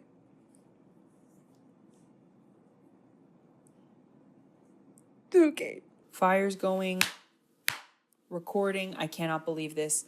I just filmed this entire section. I filmed 15 minutes of footage and didn't actually film anything. Next on the list is One Royal Holiday. And all I have to say is spectacular. Give me 14 of them right now. Oh my gosh. I cannot tell you if what I'm about to say is accurate, but One Royal Holiday was good. Like perhaps even unironically good. I don't know if it's because I just had to slog through the frigid wasteland that was A Winter Princess, or if it's because the movie had Aaron Tveit as a prince, but it was good. I think what made it work so well was that in a lot of ways, it sort of subverted the expectations set out by the movies before it. And it managed to be like a perfect inversion of the Hallmark Royal Christmas Prime template. The major similarities and staples are there, of course. A Northeastern spunky American with a deep affinity for Christmas meets a European prince, doesn't know he's a prince right away, and manages to charm him by treating him like a regular person, commits Christmas activities with him, waltz practice, beautiful dress at the Christmas ball. Those are all there and those are all the same. But in most versions, as I discussed at the beginning of this when going over the different templates, the spunky American somehow makes her way to Europe and from there becomes a regular guest at the palace. And despite running into difficulties where she doesn't fit in or slightly embarrasses herself by grabbing the wrong fork or wearing the wrong thing, or has to butt up against the queen or the chancellor or the advisor that are all against the match, she does eventually win the heart of a prince. Well, in this version, Prince James of Galwick and his mother are donating... in this version, Prince James of Galwick and his mother are visiting Boston, and in particular, Boston General Hospital, to donate some money in thanks for the care they provided for Prince James's father, the King of Galwick, 3 years prior. The king had spoken so highly of the hospital and was treated so well that he had another 2 years with his family after a major heart attack before ultimately passing away. So the queen and the prince finish their speech and they start heading to the airport, and in the car the prince is working on his second ever Christmas Eve address to the nation, which he's very worried about because the first one did not go well since he was grieving so deeply over his father at this time. The queen asks if they can pull over and get some tea, so they take a quick pit stop at a coffee place called Dan's Donuts or something like that, and it just looked like an off-brand Dunkin' Donuts logo. And before we go any further, one thing I want to say about the queen is that she is a delight. Now, I think I've made it very clear that in almost every other Hallmark movie, the queen is always cold and calculating and more concerned with duty than her child's happiness, and she eventually comes around at the end and gives her blessing, but at first she is very chilly and mean towards whatever common American girl has wandered into her palace. This queen is a delight, and I say queen in all senses of the words, like go queen. No, just don't say that. This queen is a delight. She is funny, she's warm, she likes the main girl, she encourages her son to loosen up and not take things so seriously. Like, I love her. I love the queen in this movie. She is so good, and I'm so happy to have watched this movie with her in it. So this, great, love her. So they pull over, and the prince goes into the coffee shop. James gets in line behind our female lead, Anna. Anna is a cardiac nurse who's on her way home to this cute little small town where her father runs a charming and historic inn, and they've got all these great Christmas traditions, and she's very excited to be on her way home for Christmas, and she buys a Christmas cruller, and it turns out there's a 2-for-1 deal on the donuts, and she doesn't need to because she couldn't possibly have 2 donuts on a long drive. That would be insane. Sorry. So she's like, hey, dude in the suit behind me, do you want a Christmas cruller? And he's like, no, thank you. I do not eat American pastry. And then she's like, wow, this is really good. And he's like, I'm sure it's not as good as a Gulwickian Christmas cake. And she's like, what's a Gulwickian Christmas cake? And he's like, oh, it's a light pastry with cream filling, chocolate drizzle, and sugar sprinkled on top. And she's holding basically that exact same donut in her hand, and he refuses to accept that they're close things. And that's their first fight. How cute. Anyway, while this whole Christmas cruller interaction is going on, the prince's attaché comes in and he's like, hey buddy, just checked the weather, and that storm that we were worried about has indeed grounded all the planes. They've closed all the roads into Boston, and we have nowhere to go. And Anna's like, hey, my dad has an inn, you can come with me, it's up in Canterbury or something like that. The prince is like, no thank you, I do not want to do that. But the queen, who's a delight, is like, let's take advantage of this very nice offer that we're getting. The big issue is that the driver cannot take them any further because he's got to get home for Christmas. And so Anna's like, I will also drive you. And that all works out. Okay, so they all get in the car and they're driving there. And this is where we see the inversion happening, because remember, like I said, the spunky American always goes to this small European nation, while now the European prince is going to this small American town, and he's becoming a guest in the girls' house and learning the girls' traditions, and he's embarrassing himself by, being too overdressed at dinner or wearing the wrong shoes on the way to the Christmas parade. And there's even talk of a Christmas Eve pajama ball where everybody wears jammies and just has like a relaxing night in drinking hot chocolate together. And that, if they would have stuck with that, it would have made this movie like beat for beat the perfect inversion of a Hallmark Royal Christmas Prime movie. But alas, and also yay, they do opt to switch the pajama ball to an actual regal, elegant evening, which is fine. It's fine. I love a Christmas ball. I love the idea of a Christmas ball. But it just, if they would have kept it as a pajama ball, it would have been a perfect inversion. But I do not think it is our fate to escape any of these movies without some sort of grand dress reveal and some sort of dance-based party at the end. So basically, at the end of every single night, the prince is like, goodbye, I'm leaving first thing in the morning, I'll never see you again. And every morning they wake up, and there's some reason that he and his party cannot leave the house. More snow on the road, a tree on the bridge, black ice. But each day that the prince is there, he starts warming up to Anna. The two of them start to bond. And each day he's there, and as they're bonding, they're doing more and more things together, like, carols and sleigh rides and a Christmas parade and gingerbread house making and decorating the tree and decorating the ballroom for the ball. And the happier he is to be there, the less he wants to actually leave. There's this super cute scene where, like, the prince is all chipper and he comes downstairs and he's like, Good morning, Ed, my good man. How are we looking out there? Dad's like, There's quite a bit of black ice. and Prince is like, Well, that's very dangerous. Did you hear about the black ice? There's black ice on the road. it was very, very cute. So it's like there's just, everybody's having a super nice time in this cute little inn.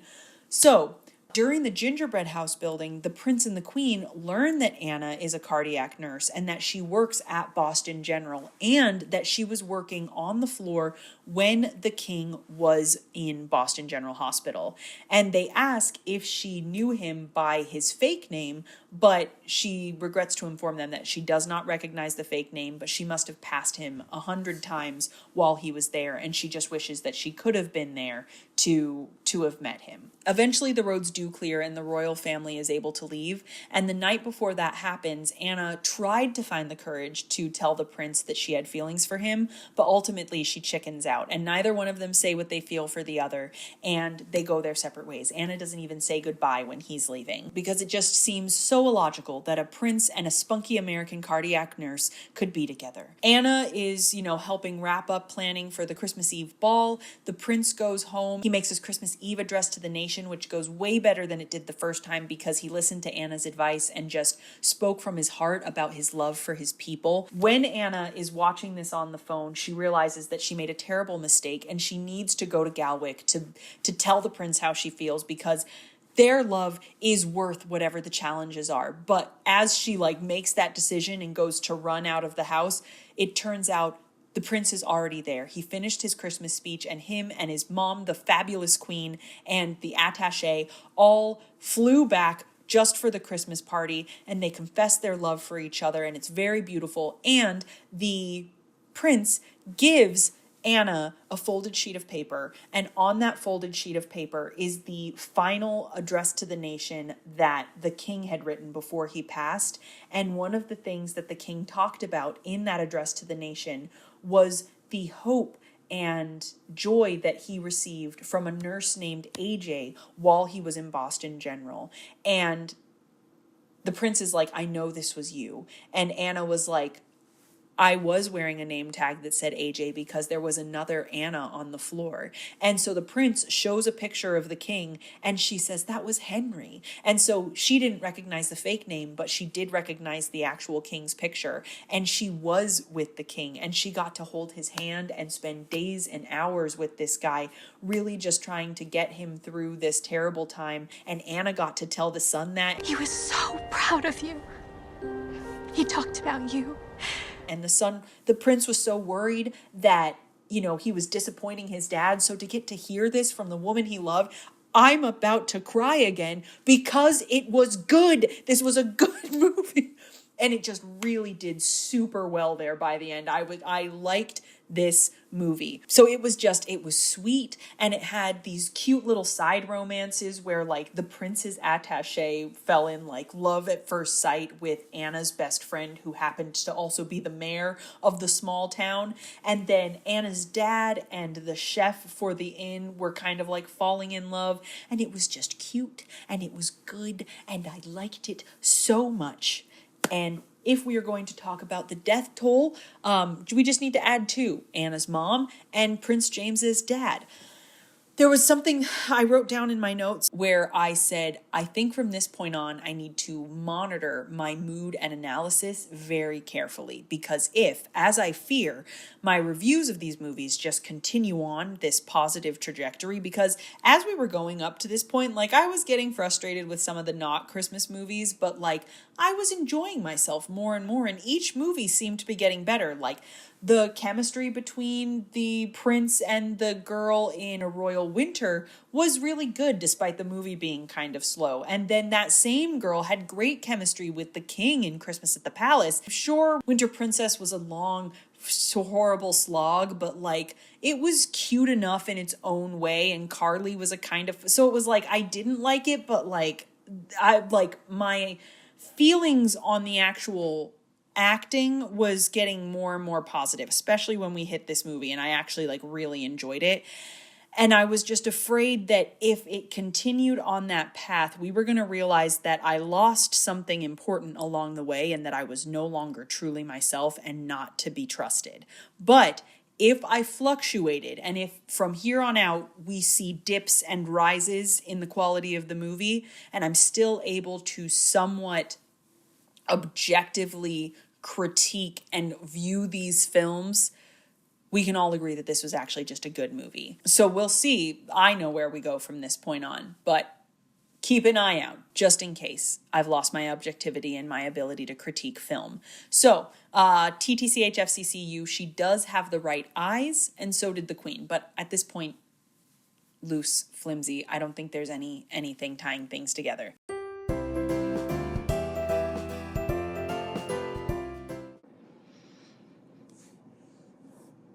I think maybe my brain is okay. I think maybe my brain's fine. I think maybe my brain is working exactly the way it should. Because if you notice my face, this is a face I find myself making watching A Christmas Carousel. I am not loving it. I don't like what I'm seeing. The prince is too smarmy by half. He's walking around like this. It's not fun. It's not good. It's not right. And the girl is fine, but she's chipper in a way that I'm not enjoying.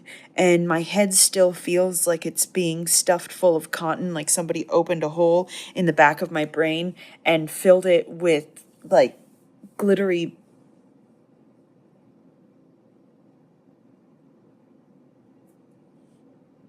Christmas paper.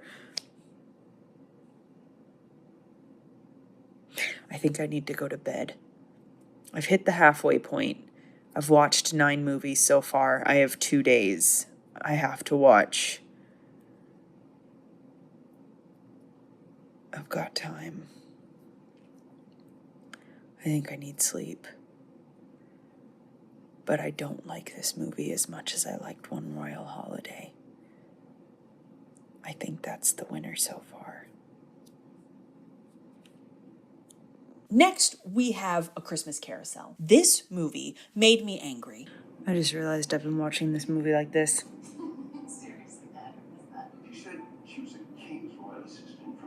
It made me angry in a way that those 3 not Christmas movies that totally wasted my time and ate up hours that I'm never going to get back did not. It just filled me with waters of rage. And I don't know why. It just feels like, in comparison to all these ludicrous scenarios, this movie's plot feels like the weirdest and most forced, okay? Here's the thing. A generational carousel repair woman and part-time art teacher with sky-high aspirations of becoming the program director of a local elementary school flies to a small European nation where she meets a goofy artisan prince, and the two of them decide to make an art-based gallery event to convince a duke to donate his manor to the crown so it can become an art school. All the while, she and her father work on repairing an old Christmas carousel that her dad's great-grandpa built for the king or queen 200 of the small European nation 200 years earlier. And while this is all going on, okay, they still have time for a bunch of random wandering and Christmas activities while this 200-year-old carousel needs to be completely renovated, basically from the ground up, in 2 weeks, okay? Why does that feel so much more outlandish than a pair of figure skaters falling in love with a king and his advisor in a country founded on Christmas Eve? I bought that more than I bought this. I bought that. It was stupid and it was made of tinsel, but I bought it and I'm keeping it. But this, A Christmas Carousel, you could never sell me that. You could never sell it to me. I am buying nothing. I am not invested. They keep trying to offer me, say, oh, do you want this artsy prince in a paint-splattered cardigan who might be a playboy, but really he has a heart of gold, when all the actor does, that's what they're trying to sell me, okay? And then you turn around and the prince is holding a paintbrush and he's like, well, it's always very nice when I meet he said, it's always very nice when I meet beautiful women. And he has this look on his face the whole time. He's like, well, I'm here because I want to do good for the people. I would say he's more friendly than roguish. So there's that, okay? And then, and they're trying to pair, you could get 2 for the price of 1, and the 2 for the price of 1 is that smarmy prince and this part-time art teacher, and I don't care. I do not care. Nothing they did or said reached me or touched me at all. I was behind an impenetrable wall, and all their best efforts to woo me did nothing. No. They and the two of them were too immediately flirty. And it just was he was smarmy and she was just normal girl flirty. It didn't work. It's this movie had all the bones of a Secundus plot, okay? It had all the wood framing nailed up, and it was all ready for drywall. The drywall had been ordered and is just sitting under a tarp waiting to be nailed into the wood beams. But then someone went and started making this weird little side room that wasn't in the blueprints, and now the house doesn't make any sense because listen to me again when I say this one more time. The king was alive. The prince has a young child in the castle at this time. And in any other movie of this nature, he would have been a widowed king whose father and wife had died, leaving him a single father. And he could have been a single father who cared about the arts and was trying to get the Duke to donate this manor so that he could start an arts foundation in honor of the passion that he has for the arts and the passion his daughter has for the arts. And then this lovely American art teacher could have come in and sure also be a generational carousel repairswoman, and then like through the art bonded with the daughter and bonded with the prince and is able to found this school with them and live happily ever after, right? The Secundus plot. It makes sense. But no, instead, the king is alive and the prince is just kind of there. He's listless. His dad is disappointed in him because he doesn't ever show any drive or any desire to do anything. He keeps saying he's not a playboy prince and the tabloids are misrepresenting him, but he has no drive or motivation or care for his people. And he's a little bit too old of a prince to be getting away with that. Like, they chose to have him acting like a 22-year-old prince who, like, maybe just graduated from college but didn't quite want to take over his responsibilities. This man is clearly in his late 30s to early 40s, okay? Like, I'll just say it. He should have been someone's dad with the person that they cast. This is nothing against anybody. I'm 31 years old. I'm no spring chicken. I'm just saying that if you're going to cast actors that have a little bit of gray in their hair, the Secundus plot. Okay, right. So that's going on. The dad is disappointed in his, I'm going to call him a playboy prince, even if he doesn't, they call him like the Casanova prince. And he's like, I'm not a Casanova prince. I just have never been ready for marriage. And all those women that they take pictures of me with, they're all just friends. There's that whole thing. And then also he's listless, but he cares about art. Oh, isn't that nice? And then the niece is like, I'm here. Oh, my parents are just both out of town and I'm here right now and I love to sing. And my part here is pointless because I'm just the niece who happens to be visiting for Christmas. Like, what role does she play if not his daughter? That didn't make sense. And so it just like none of the parts fit together. None of the pieces melded. None of it gelled. And of course the king didn't want them to be together. And then the art teacher and the prince are like, I care about you, but I can't care about you. We're too different. We can never be together. And then the king changes his mind. And the prince tells his rich girl, almost fiance, that he can't marry her. And she doesn't want to marry him either. And there was a misunderstanding and she has... Like the girl, the main girl, oh gosh, I can't even talk about it. I can't care. The main girl stays long enough to hear the royal niece sing a Christmas song in a minor key. And that's the song that finally makes the guy understand that the arts are important. But like, again, why was her passion singing when the passion of the two leads is art? I mean, and singing is an art, but theirs was like painting and crafting things with your hands arts, not musical arts. And then like they all go to the renovated Christmas carousel and they wish on the wishing horse, which was this whole big thing. And then they're like, huzzah, we're going to be together forever. And then they Christmas kiss. And they live in the country of Marcadia. 2 people died in this movie. They didn't actually die. It was like her mom and his mom are both dead moms in this movie all around. And I could not pay enough attention to this movie to see if there was any connection to the TTCHFCCU because this movie made me unhappy and distressed. And it just flames on the side of my face. Next, we have Christmas at Castle Hart, and this was another Lacey Chabert Christmas Cinematic Universe entry, and of course a more direct tie to the TTCHFCCU, although of course there's nothing actually tangential tying anything to the TTCHFCCU because I've given up the ghost at this point. They don't connect. They do not connect. So, what is Christmas at Castle Hart about? Well, I'll tell you. I don't even know why I watched this one. It's about an earl and it's not even about a prince, okay? So 2 sisters, Brooke and Margot, are waitresses who work for a well-known event planner before they both get fired, and while they're leaving the building, they joke that they don't need these jobs anyway because one day they're going to be great event planners. And please note that at this point they have never done any event planning. They have only been waitresses, and I'm all for having a dream, but just to establish realistically what their level of expertise is. They have not yet done that job. Back in their massive New York City apartment. Okay, this is not the same building. It's not.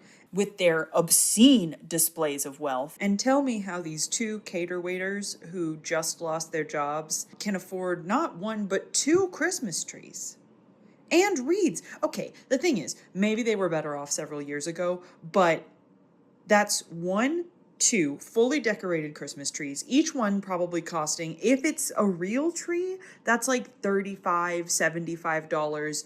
If it's fake, it's like $100-something that they spent several years ago. We can assume that they might have bought the trees over the course of several years, but those two wreaths alone are probably like $45 to $50. And then there's that weird little skinny guy back there doing something. And so it's like, and that rug, that's a nice rug. That's probably like a $75 to $100 rug. And that window is worth more than I could afford in rent for like 4 years, probably. You can see the Empire State Building. There is no chance that those two cater waiters can afford, with no jobs, can afford that window, that view, those two wreaths, those two Christmas trees, and that weird pine stick, and that bundle of poinsettias. That alone is $15. I'm almost positive. I might even be underselling it. Yes! Doesn't make any sense to me. The two talk a bit about their shared dream of becoming event planners, but again, keep in mind they are not event planners yet, and they decide, since they're both jobless, to take the money that their dad left them for a rainy day to fly to Ireland and try to find their deceased father's bio relatives, since he was adopted, and they know that his family is an Irish family by the name of This is what they do. And like I said, this is possible because they are both jobless and can leave at a moment's notice.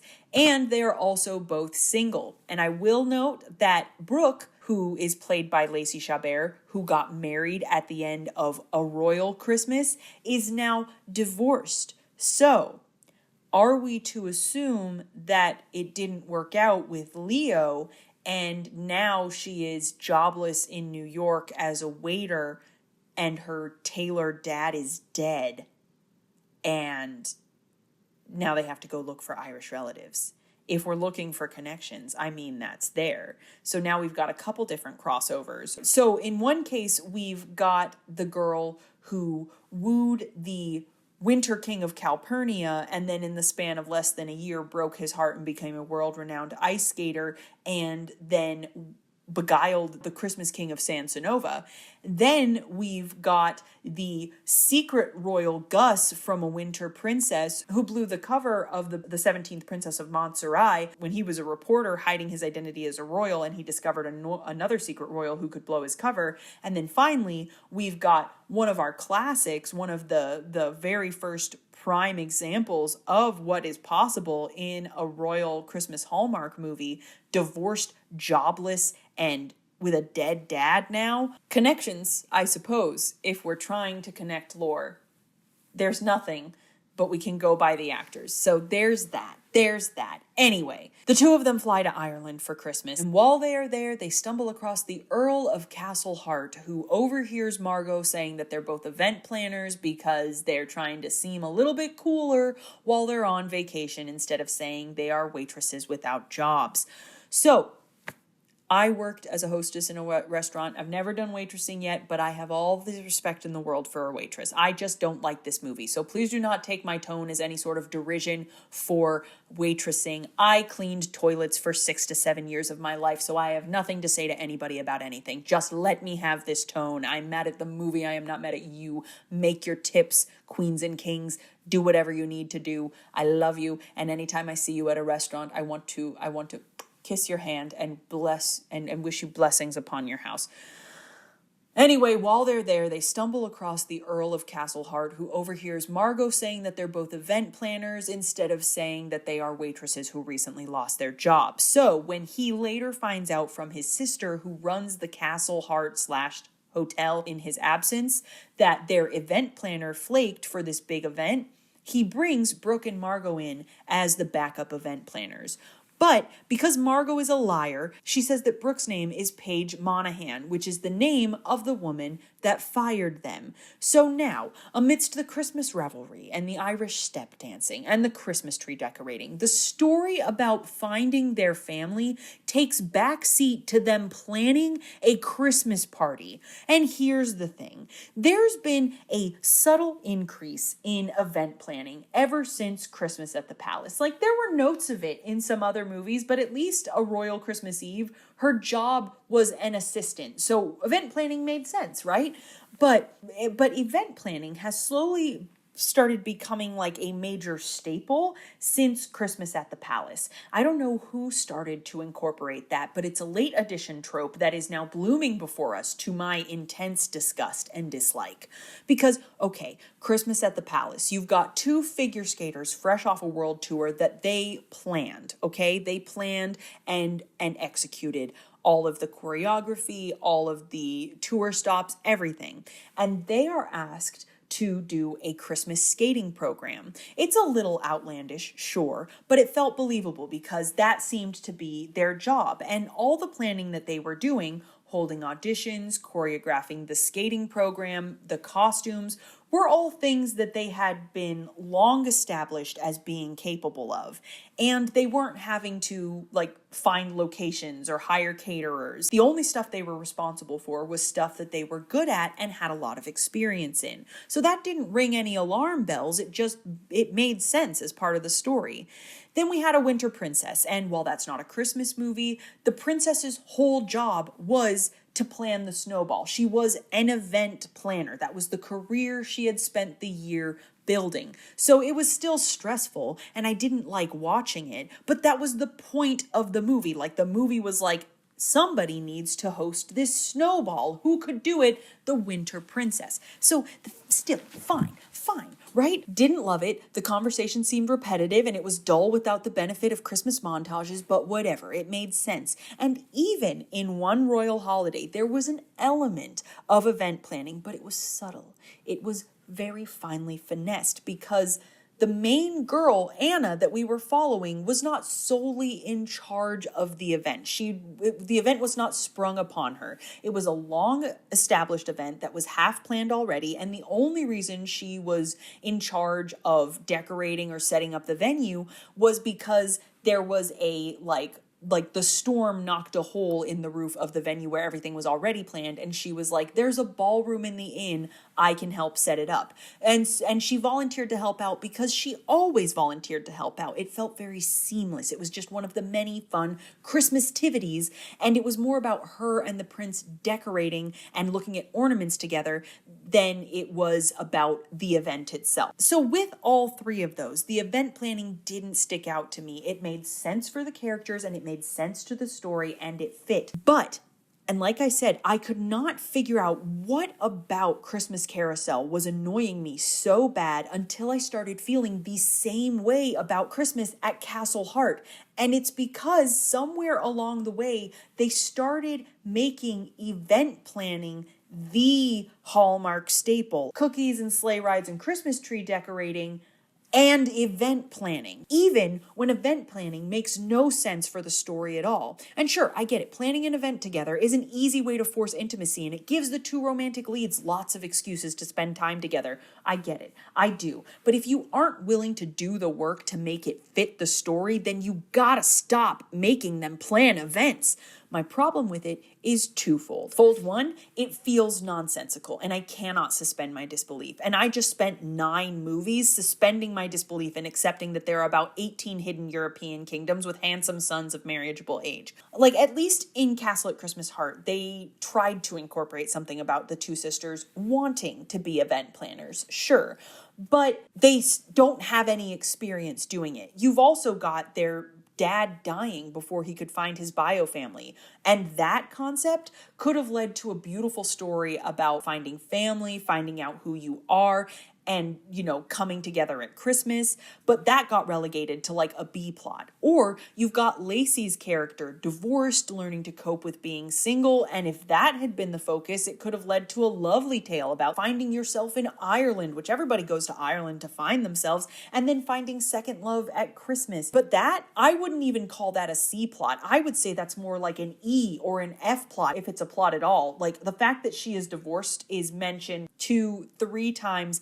never mentioned again, like all in passing, and it doesn't seem to factor into her personality or inform her journey at all. But still, they at least mentioned event planning as a passing interest. I will give Christmas at Castle Hart that. In A Christmas Carousel, she's a carousel repair woman and part-time art teacher and wannabe elementary school program director. In what world does that translate to royal event planning? I kept being like, what are they doing? Why are they spending so much time on this? And the other thing is, in both movies, these are characters with no established experience in event planning that are trying to plan an event for actual royalty and members of the aristocracy in a foreign land they are visiting for the very first time. And it's like, you don't know where anything is. You don't know the land or the people or the customs. You do not know their Christmas traditions. You don't know which temp agencies hire out the best cater waiters. You should not be in charge if you do not have this experience. You know what? You should hear this too. And I'm mostly doing this again because it's taking forever to save these files, and I want to finish this part, okay? So listen to me. Like I said, you should not be in charge if you do not have the experience or the skill set. And I'm sorry, you can really see my weirdly bloody eye when I do these close-up shots, but we're just accepting that, okay? Anyway, fold number 2. In what world is this romantic or fun? Like, listen, the little girl dream of falling in love with the prince and becoming a princess is very straightforward and classic. You go to the ball in a beautiful dress, you meet a handsome prince, you dance, you kiss, you live happily ever after. Want to know what's not part of that? Planning the ball. Be a guest, sure, fun, no pressure beyond finding something to wear. And in the case of these movies in the fairy tale, that the dress itself is usually a gift that someone else provides anyway. But now we've got 5 movies in a row where the fantasy suddenly includes having less than 2 weeks to plan an elegant event for actual royalty involving a classy venue, dancing, and a 3-course meal served by a full staff in a country you've never been to. And you gotta consider that you've got weird cell reception most likely, since your international plan probably makes it difficult to call anybody. I know when I went to London, I could call anybody back home in America, but I could not call a single business in London. My phone just would not let me do it. So there is enough stress being on a European vacation with travel and sightseeing and fitting in all the Christmas activities and falling in love without adding an obscene amount of busy work on top of that. Research, phone calls, interviews, taste testings, reviewing band audition tapes, touring venues. Like, the sheer amount of checklists alone that I would have to make would be enough to ruin any expensive European vacation. The hours dedicated to just going through the thought process of getting this all figured out. It's stupid and I hate it, and it just keeps happening. Anyway, they plan this stupid event and it goes off beautifully. Like, what makes me so mad is they are like, sure, yeah, we'll plan this event, and then times pass and they do like a montage of event planning, and then they're like, well, 10 days left and we're on schedule. I'm like, you're on schedule? How do you know where anything is? You've never been to Ireland before. Anyway, they plan this stupid event and it goes off beautifully, but Brooke is riddled with guilt because she's committing identity fraud. And then just as she's about to confess, she gets ousted by the real Paige Monaghan, and the Earl is like, I trusted you. I trusted you. And the Earl is like, I trusted you, and storms off. And then the Earl's sister is like, you got to consider that she didn't do this to lie to us. She did it to help us, and they threw a good party. And then Brooke finds him and apologizes, and he apologizes, and they stupid Christmas kiss. And then as a silly little afterthought, the movie's like, oh, and by the way, we found your family, the O'Reillys. And all I gotta say is that this next movie better not have any event planning or I'm gonna scream. Death toll, add 4 because everybody's a full orphan in this movie, and the TTCHFCCU, nothing connects to anything anymore and none of it matters.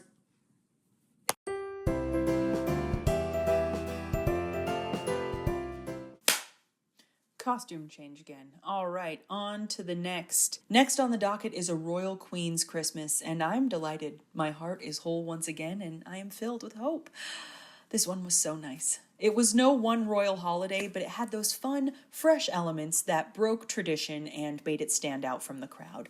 Now, maybe it's because I decided to work out while I did this one. I recently purchased a strength training plan from a trainer I knew in college and decided to give it a whirl while watching this Christmas movie, and it could have just been the release of endorphins, but I had a lot of fun. This is very much a classic Tertius template. It's been so long since I looked at the words. It was prime, secundus, and tertius, right? Tertius. So it's classic Tertius, okay? The story follows Dee Dee, a veteran lady soldier who worked in a canine unit and made sure that all of the dogs got to go home with the soldiers they served with.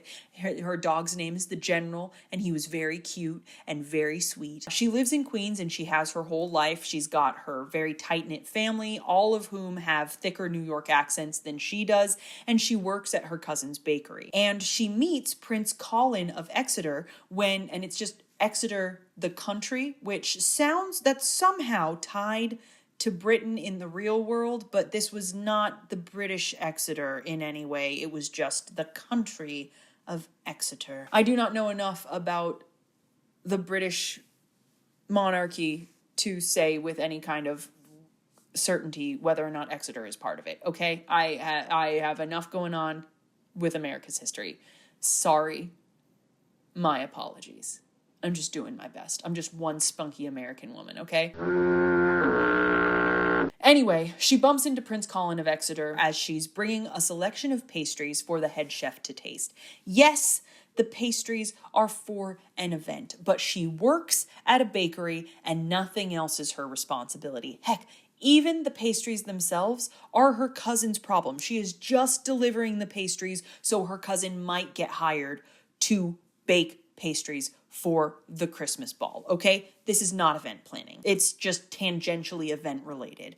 But anyway, to pay her back for crushing the pastries, he agrees to fill in playing piano for the children's choir she helps run, and the two hit it off, bopping around Queens, doing a bunch of fun Christmas-tivities, and falling in love. Of course, she doesn't know he's a prince. His family is pushing him to give up music and take over the throne, which he can't do until he's married, and so they want him to marry Lady Adriana, who he does not love. But the royal cat does eventually get out of the royal bag, and everyone finds out, and Dee Dee is hurt because he lied to her and because he seems to be in a relationship with another woman. But just as all seems lost at the Christmas ball, his parents give their blessing for him to pursue Dee Dee and his dreams, even if that means giving up the throne. That is not decided either way. He's not for sure giving up the throne, but they support him if he wants to, which is, you don't often see in these. They were kind of joking that, the cousin Leo's always gunning for the throne, but, hey, it's nice that they're supportive. And I'm pretty sure the dad is the guy from Hot Frosty who was married to the woman who owned the thrift store. And I saw a TikTok where someone was like, the sexy Jack Frost movie, I have a theory on it and it never gets confirmed and it probably doesn't matter to anybody, but it matters to me. The shopkeeper that has the clothing store, her husband, I think he's also a snowman that was turned into a man because he acts so weird. And the way that they talk about oh, you'll find your love out in the cold. I think that they're the ones that made the snowman. They're his mom and dad, okay? They made the snowman. They sculpted him and then gave her the scarf so she would turn him into a man. Because who works on a sculpture that intricate, an ice sculpture that intricate, and then doesn't care that it disappears? If that sculpture, if I worked on that sculpture and it disappeared, I would be so pissed. I would not stop talking about that. And nobody ever mentions that the sculpture has disappeared. And I know no one's probably thinking that much about this, but I am, and it's really bothering me that it's never confirmed. And if that's the case, it makes the movie make a million times more sense. But I've seen Hot Frosty twice now, and there's nothing other than that TikToker's delightful insight to make that make sense. Because there's really, she does smile at her husband when she gives the scarf away, which could mean that they're both in on the plan, but that would have made Hot Frosty a million times better than it actually was. But alas, I think that it's just conjecture, but I wish it was true. I wish it was, and he's the king in this movie. Anyway, so he rushes to where Dee Dee's family is doing one of their favorite Christmas traditions, which is a Christmas Eve countdown, where everybody in the neighborhood gathers around this big, beautifully decorated tree. And for those who yearn for love, if you were to hang an ornament that was special to you on this special Christmas wishing tree, close your eyes and wish for true love. When you open your eyes, if you are looking at the person you love and they're looking back at you, then you'll be together forever. Very cute, very sweet. Earlier in the movie, the two of them had discussed that they both had lucky ornaments that they always like to keep with them. They were both Christmas ornaments that looked like little pianos, and they were both given to them by their respective grandfathers. When she's alone at the Christmas countdown, she decides, just for the heck of it, just in case, to close her eyes and make a wish. And when she opens them, Colin is standing in front of her. Like, he rushed all this way so he could get there right at midnight and stand in front of her.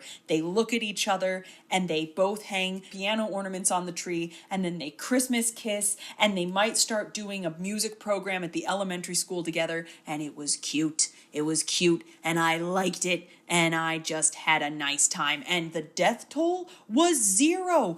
Everybody's parents were alive. Her dog was alive. Her grandma was alive. There was not an orphan or a half orphan to be seen. Merry Christmas. Thing to note, there was no Christmas dress reveal. It was, like I said, a tertius plot, Prince on the Town, baby's big city adventure story. But it was a nice change that even with the presence of a Christmas ball, there wasn't a big dress reveal. Now, I love a big dress reveal, of course. Like, I'm never going to be mad to see someone enter a ballroom in a beautiful gown. That's fun. It was a nice change of pace to have him rush to her instead of like her come to him. And I just loved the ornament thing. I thought that was very sweet. It was laid out very well over the course of the movie.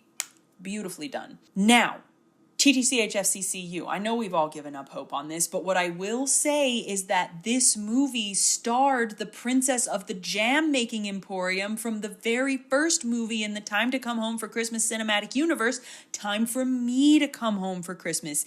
It means nothing, or maybe it means everything. Whatever. None of this matters, but she was in this, and she is part of what started it all. She was in the very first movie. She is the first of our Hallmark Green Eyes, and here she is, yet again, before us.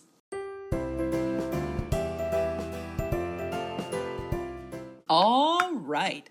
The next movie on the docket is The Royal Nanny, and this I would classify as a completely unique Hallmark Christmas movie. I have not seen a single one like it in this whole span of the full 18 movies that I watched. Couple things. Yes, it has a prince who falls for a commoner, and there was a Christmas ball with a beautiful dress reveal, and it ended with a Christmas kiss. But other than that, first off, it's set in actual Britain.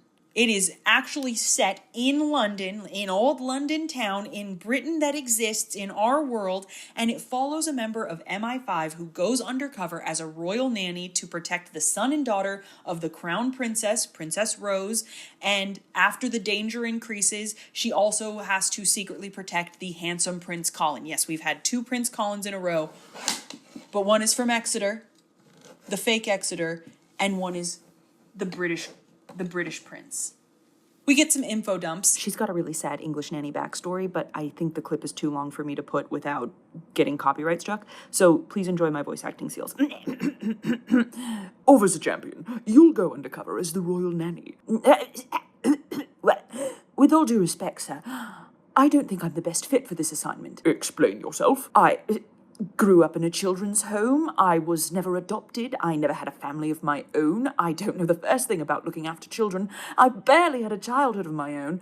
And then she ends it by saying, I think that having me pose as these children's guardian is a non-starter, or something like that.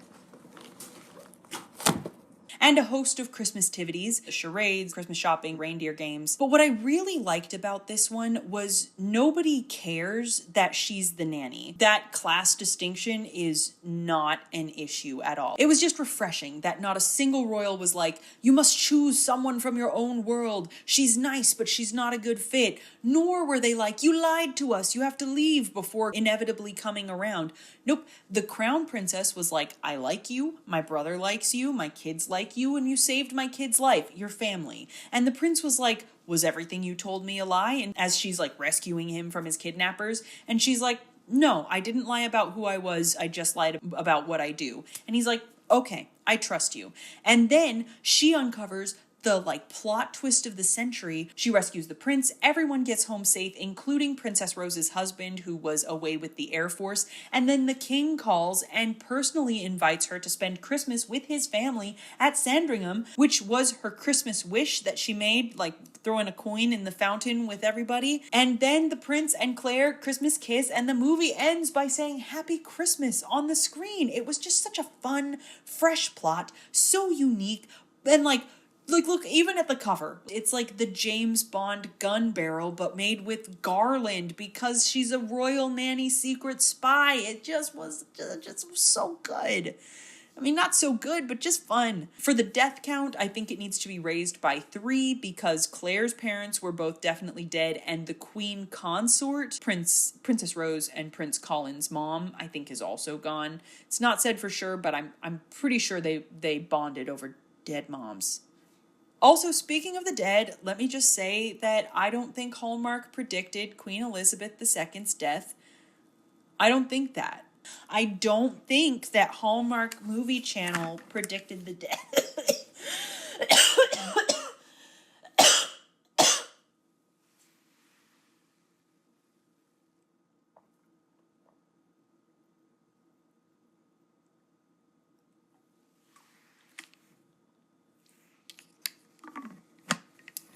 Even if it was made a mere 2 months after Queen Elizabeth died, which means it was probably scripted and filmed before she passed away. And even though the country is Britain and it's real Britain, not fake European nation, not a fake European nation, and it has a king, which we have now because Queen Elizabeth is dead, even though when this movie was being made, Queen Elizabeth was not dead. I don't think that Hallmark Movie Channel predicted the death of Queen Elizabeth II. Okay.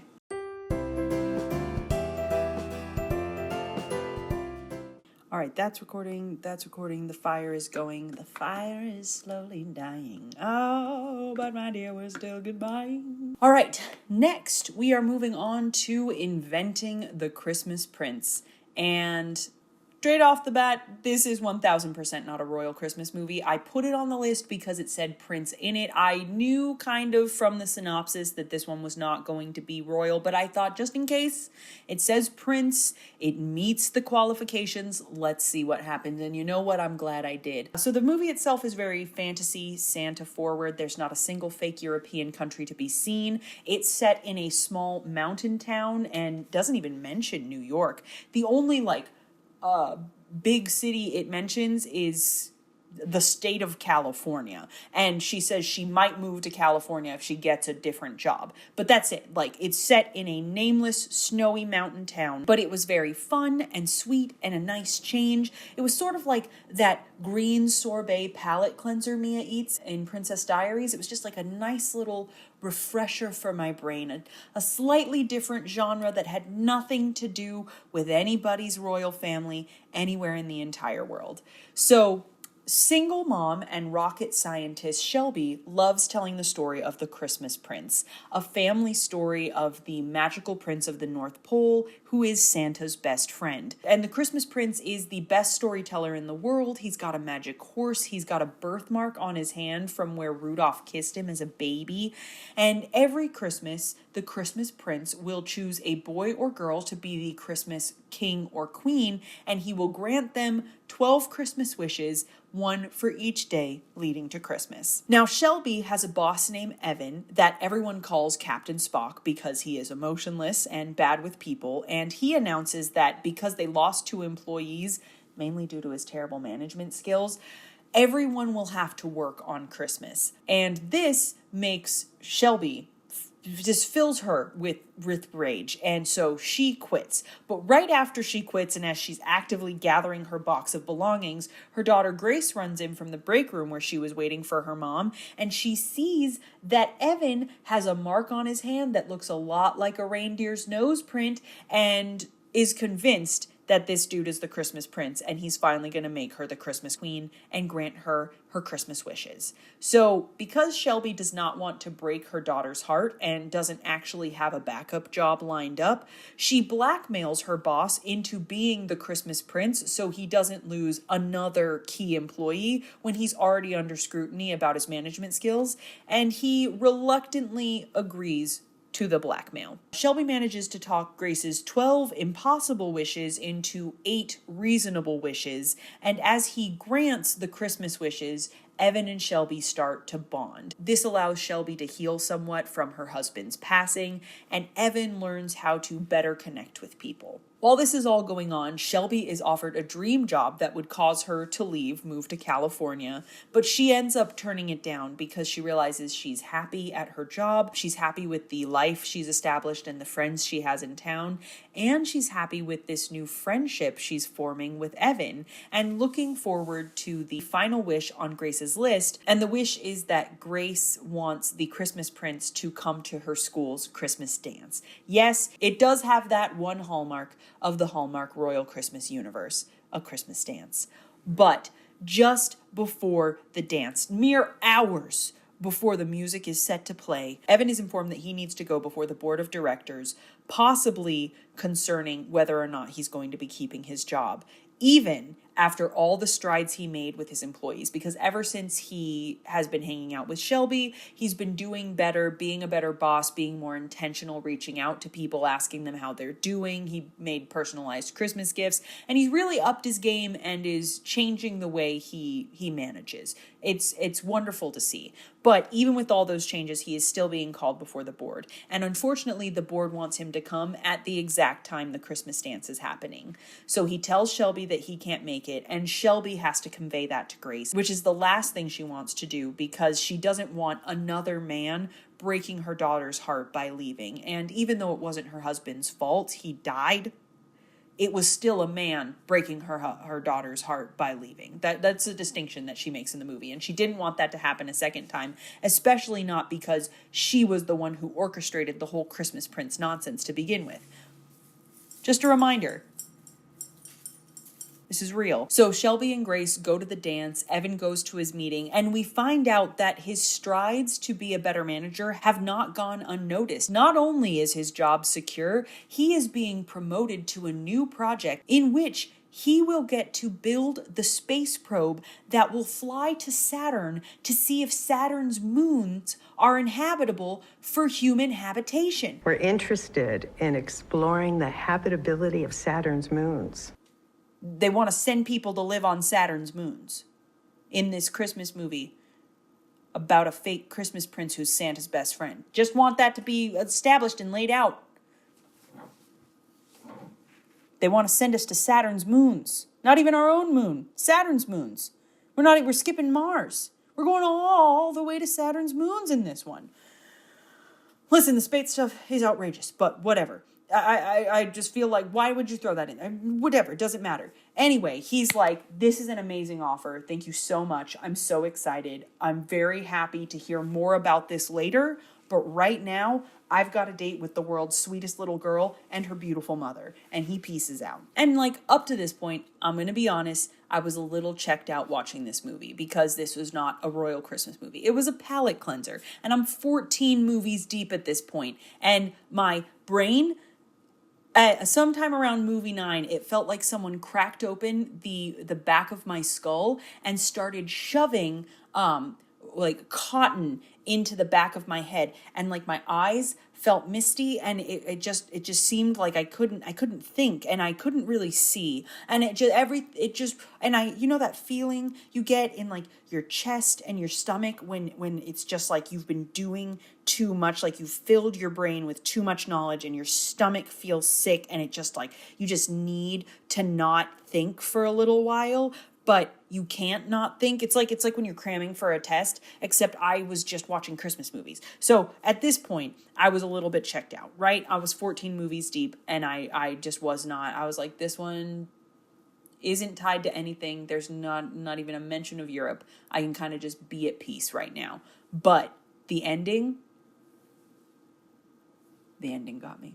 I don't know why that gets me every time. Oh my god, it gets me every time. The ending of this one got me.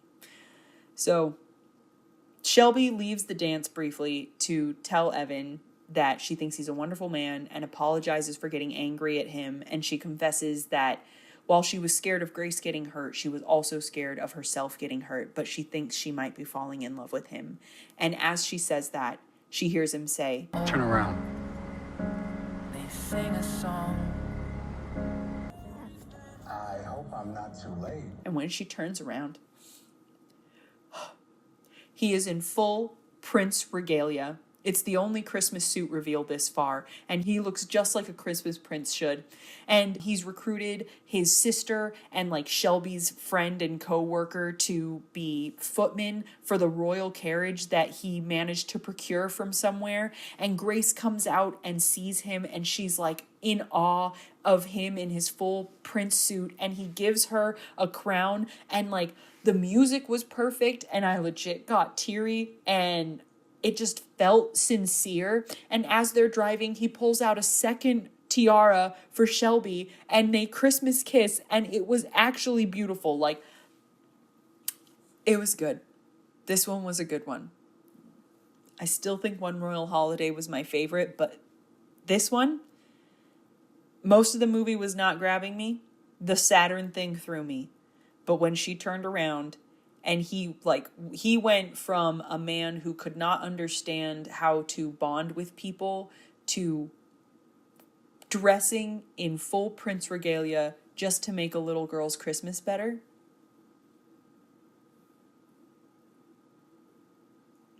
But I tell you right now, that got me. If I think about it too much, it gets me a little bit more. It's not a Christmas prince. It's a Christmas king. As a man. Oh, death toll. 1. Because the dad was dead. I'm kind of losing track at this point. I'm hoping that while I'm editing this, I've actually just started changing the number in the corner as I've said numbers, because I couldn't possibly begin to tell you how many people are dead at this point.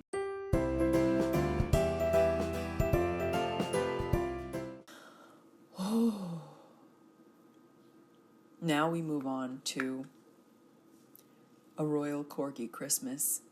It appears that every time I achieve any sort of genuine emotion while watching these movies, Hallmark punishes me for it, and I am forced to watch a movie that drags my soul through the deepest dregs of the human experience. Let me preface what I'm about to say by making it clear that I love dogs. I love to look at them. I love to pet them. I love when they curl up beside me on the bed or the couch. I love giving them snacks, and I love giving them kisses right here on their tiny little foreheads. I don't like dog movies. And this is because most dog movies delight in ripping my still beating heart out of my chest and eating it in front of me. But this is a Hallmark movie, okay? So I know nobody's going to make me watch a dog die in this movie. But somehow, and I don't know how, watching a cheerful dog movie is worse. Okay, not worse, actually, when I think about it.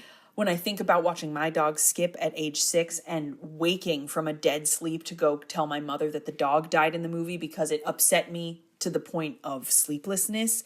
Or, thinking of Marley and Me when I got one shot of Marley with white fur on his face, and it reminded me of my dog Yeller, who looked exactly like Marley, and he had gotten old and gotten white fur on his face before he died, and I cried for the last 30 minutes of that movie to the point where people in the living room were looking at me concerned, and I had mascara down to like my chin.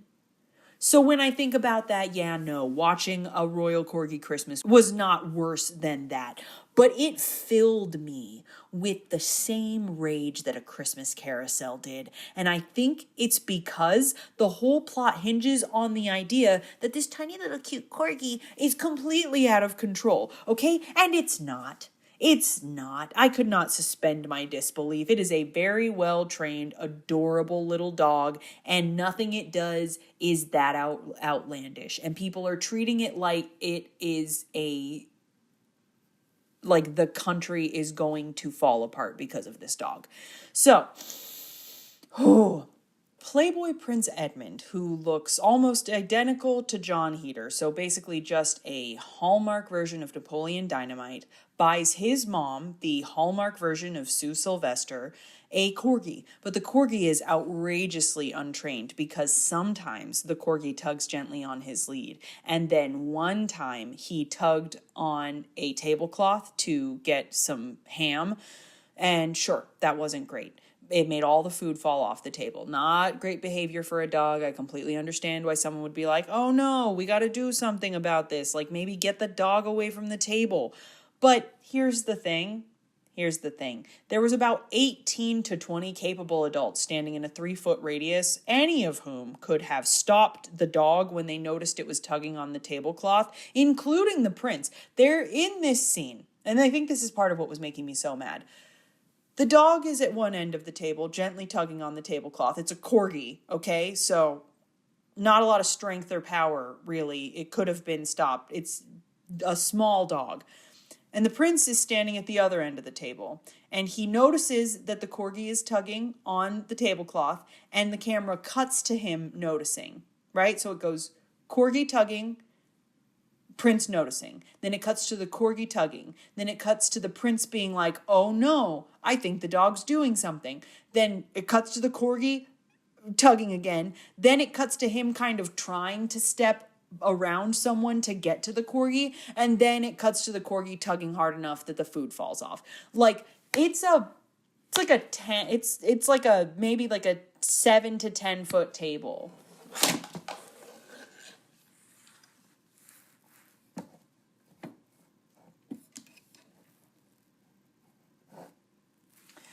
It's like a 7 to 10 foot table, and there's one person sort of standing next to him. There is no world in which he couldn't have gotten to that dog in like the 8 minutes he was staring at it.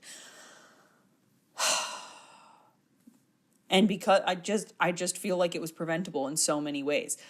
But because of this one mishap, the whole of Europe has decided, by the way, this was happening while the Queen was giving an address to the room full of people. Like it was an event that they were at, and it was filmed, and then it goes viral, and everybody's like, oh, the corgi, mistletoe. And everybody sees it in the whole world. And then because of this one mishap, the whole of Europe has decided that Prince Edmund of Comfrey is not fit to rule.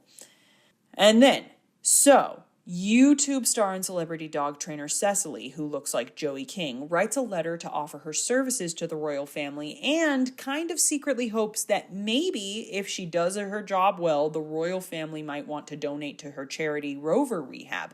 And I don't think going to royals with the hope of maybe getting a charitable donation is like a nefarious wish. I think that seems like the kind of thing royal people are there for, to do charitable good and cut ribbons and stuff like that, especially in a Hallmark movie, right? Like, even if this is gonna blow up in her face later, but I just feel like being like, well, I'm gonna train this dog, and then I might present the idea of my charity to them as a possible option for them to donate to.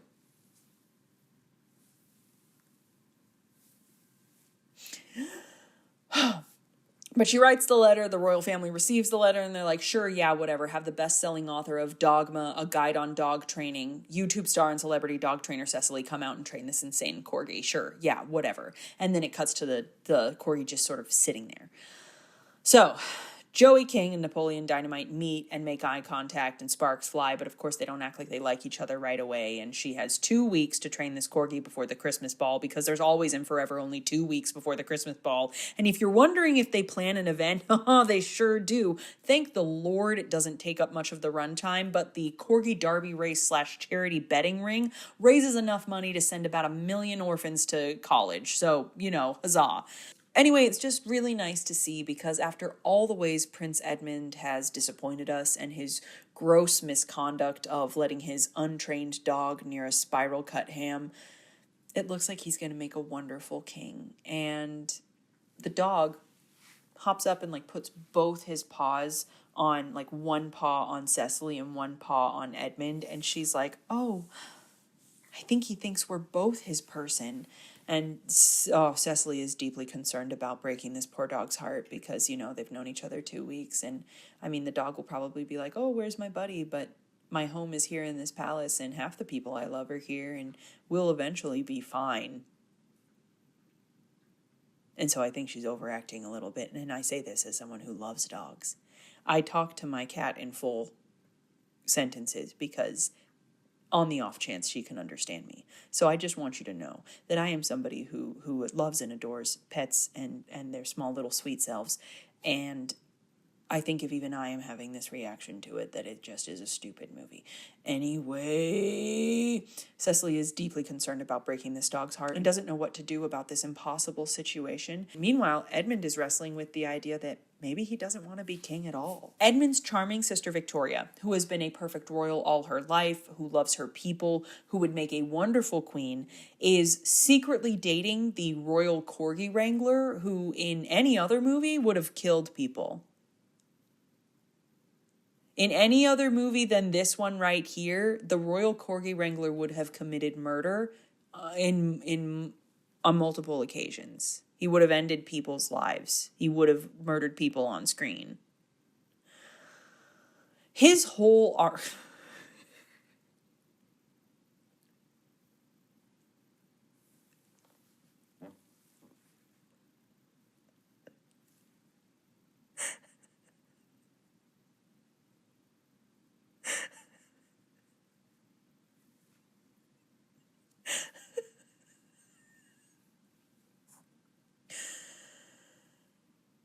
So the royal corgi wrangler in any other movie would have killed people. His whole arc is that he deeply desires the love of his life to be queen over her brother, who is the crown prince. And if this was not a Hallmark movie, I think he would have tried to do something nefarious about that.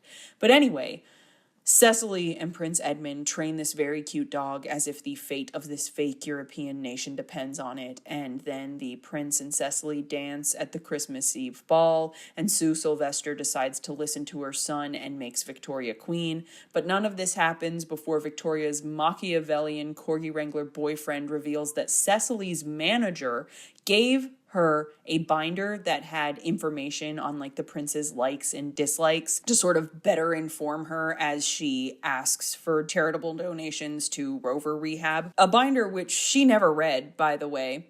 But when the prince finds out about this, he's like, you aren't the first woman to come after me for my money. And then he kicks her out of the palace. And he's like, I'll call you a car. And so she despondently leaves the room and starts walking across the castle. But don't worry, she doesn't even have time to make it upstairs to change her dress before Victoria dumps her evil corgi wrangling boyfriend. Prince Napoleon talks to Queen Sue Sylvester and realizes he might have been too hasty. And then he chases after Mistletoe. I don't know if I mentioned, but the dog's name is Mistletoe.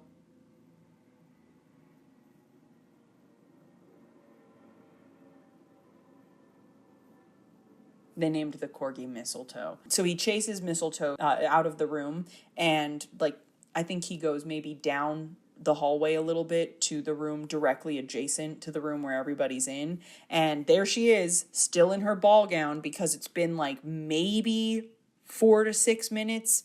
8 tops. The sun has not moved 1 inch across the sky. Like, time has not really passed, actually, before he's like, forgive me. And she's like, of course, your majesty, and congrats on becoming king. And he's like, I won't be king. My sister's going to be queen. Let's move to New York and eat pizza together with our corgi, Mistletoe. Because don't worry, even though there was never an establishing shot of the New York City's snowy skyline, Cecily did make sure to let us know that she worked in a Brooklyn pizza shop when she was in high school and that nothing is better than a New York slice.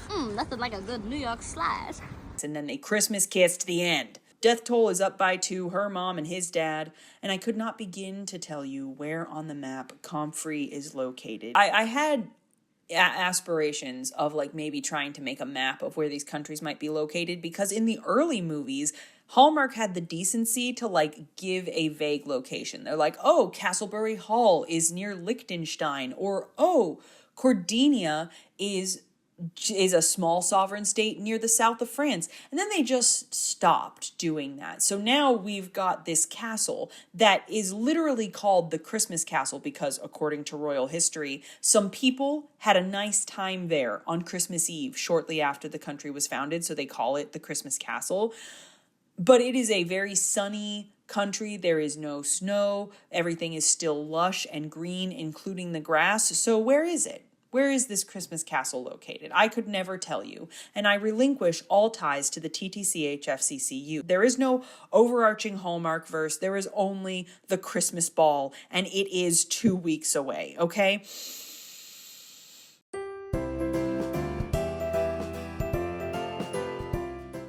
Next, we have a royal Christmas crush.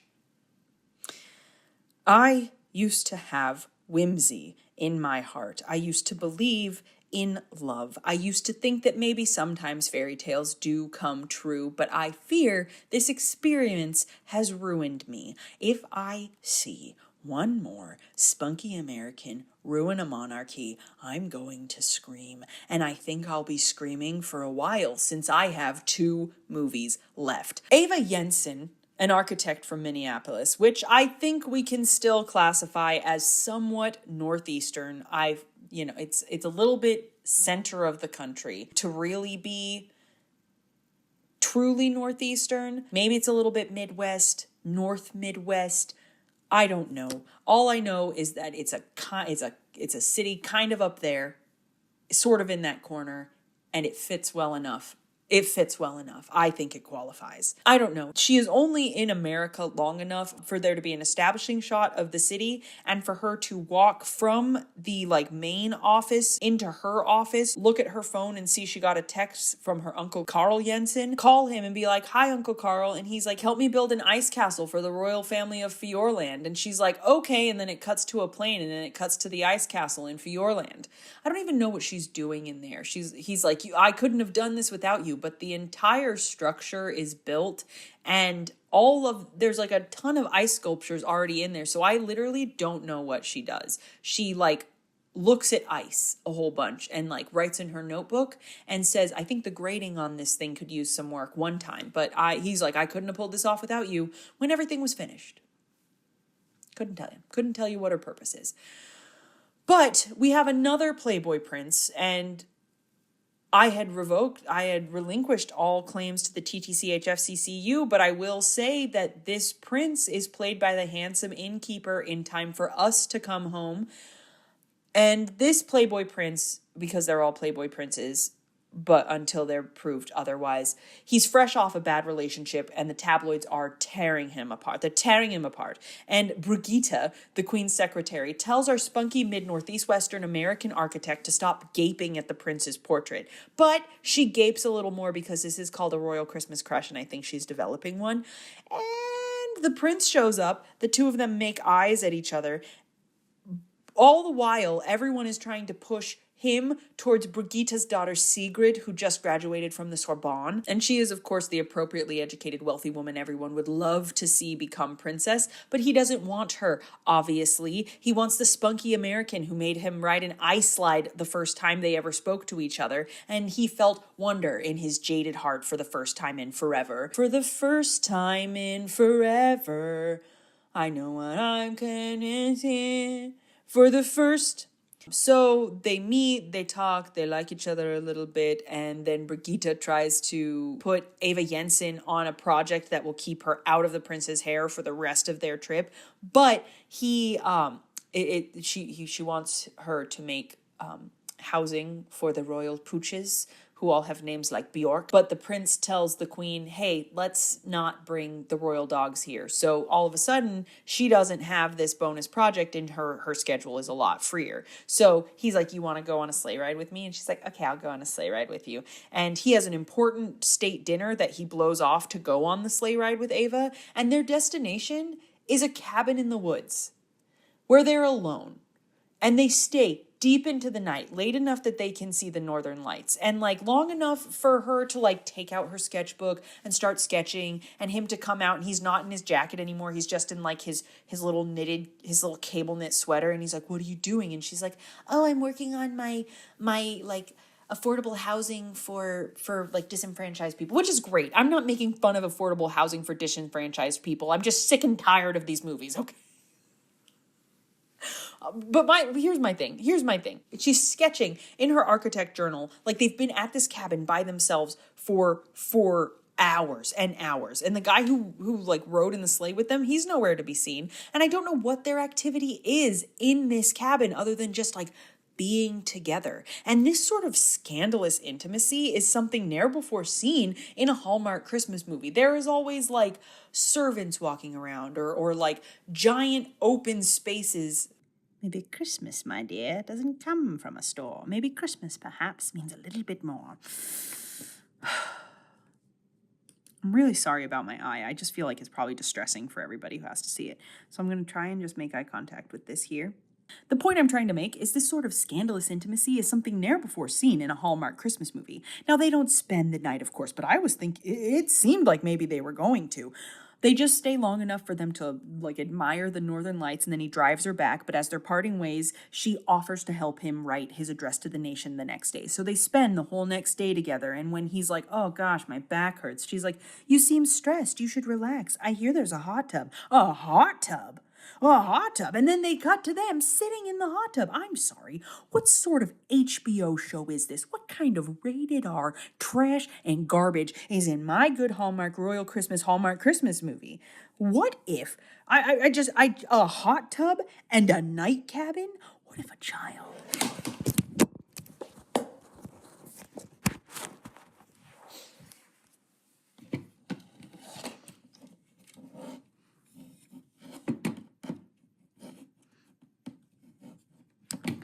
Myself a sandwich after this. That'll be fun.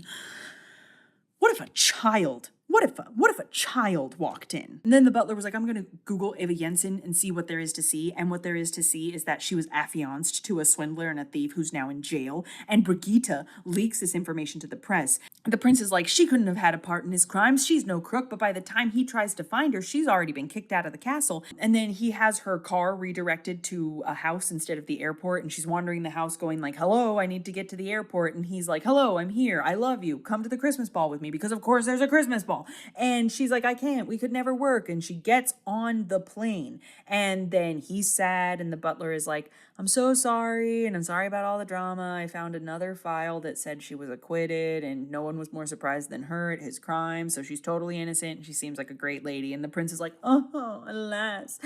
And then Ava shows up to the ball anyway because she somehow managed to sweet talk the pilot into turning the plane around so that she could get there in time for the ball. I made a mistake.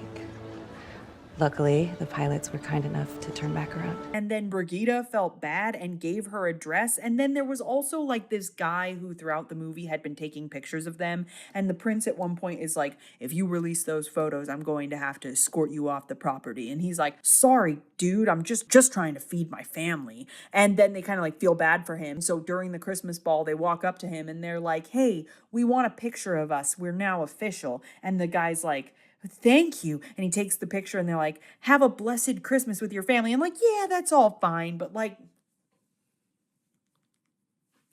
and then they Christmas kiss, the end. So, the death toll, I couldn't possibly tell you because I don't think her parents are even mentioned. I might be wrong though, and the king and queen are still alive. And here's something to note. Cast people who are the right age. Now, I say this next part with only kindness in my heart. Everyone in the movie is obviously very attractive and good-looking film and television actors, okay? Okay? This is nothing on their looks. This is nothing on their age. This is nothing about anything. This is just the fact that they cast a 39-year-old as the prince, which is fine. You could have a 39-year-old prince. Some people don't get married by 39. It's fine. It's fine. It's fine. It's fine. What's not fine is that the king is 43. The royal family looks like they are all on their way to the same high school reunion. The prince looks like the same age as both of his parents. And they're like, son, you can't blah, blah, blah. And he's like, oh, mama, hamana, mama. And it's like, that's a man. That is 3 adults having a conversation. Have that guy be prince, sure. But have the decency to cast people who weren't in kindergarten when he was in preschool as his parents, okay? Anyway, TTCHFCCU, this dude was in it. What does it mean? What does any of this mean? There's no meaning. There's only tinsel and snow and little corgis named Mistletoe.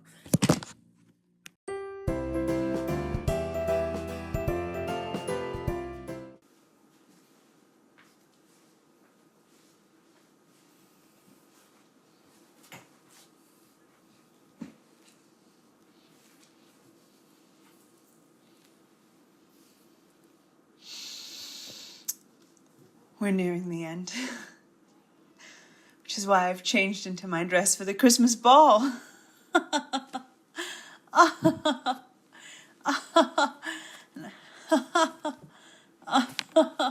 Wonderful. Oh.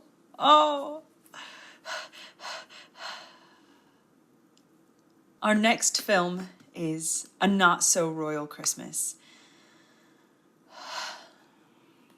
And in A Not So Royal Christmas, 2 people lying directly to each other's faces can be something so powerful and beautiful. A Not So Royal Christmas, I would say is one of the more unique ones. It doesn't fit solidly in any of the categories, but if it fits into anything, it's more of the prime. Of course, that seems to be the default. Charlotte is a spunky American in London with an apartment she can't afford and a job at a skeevy gossip rag that refuses to give her a raise until she strikes a bargain with her boss.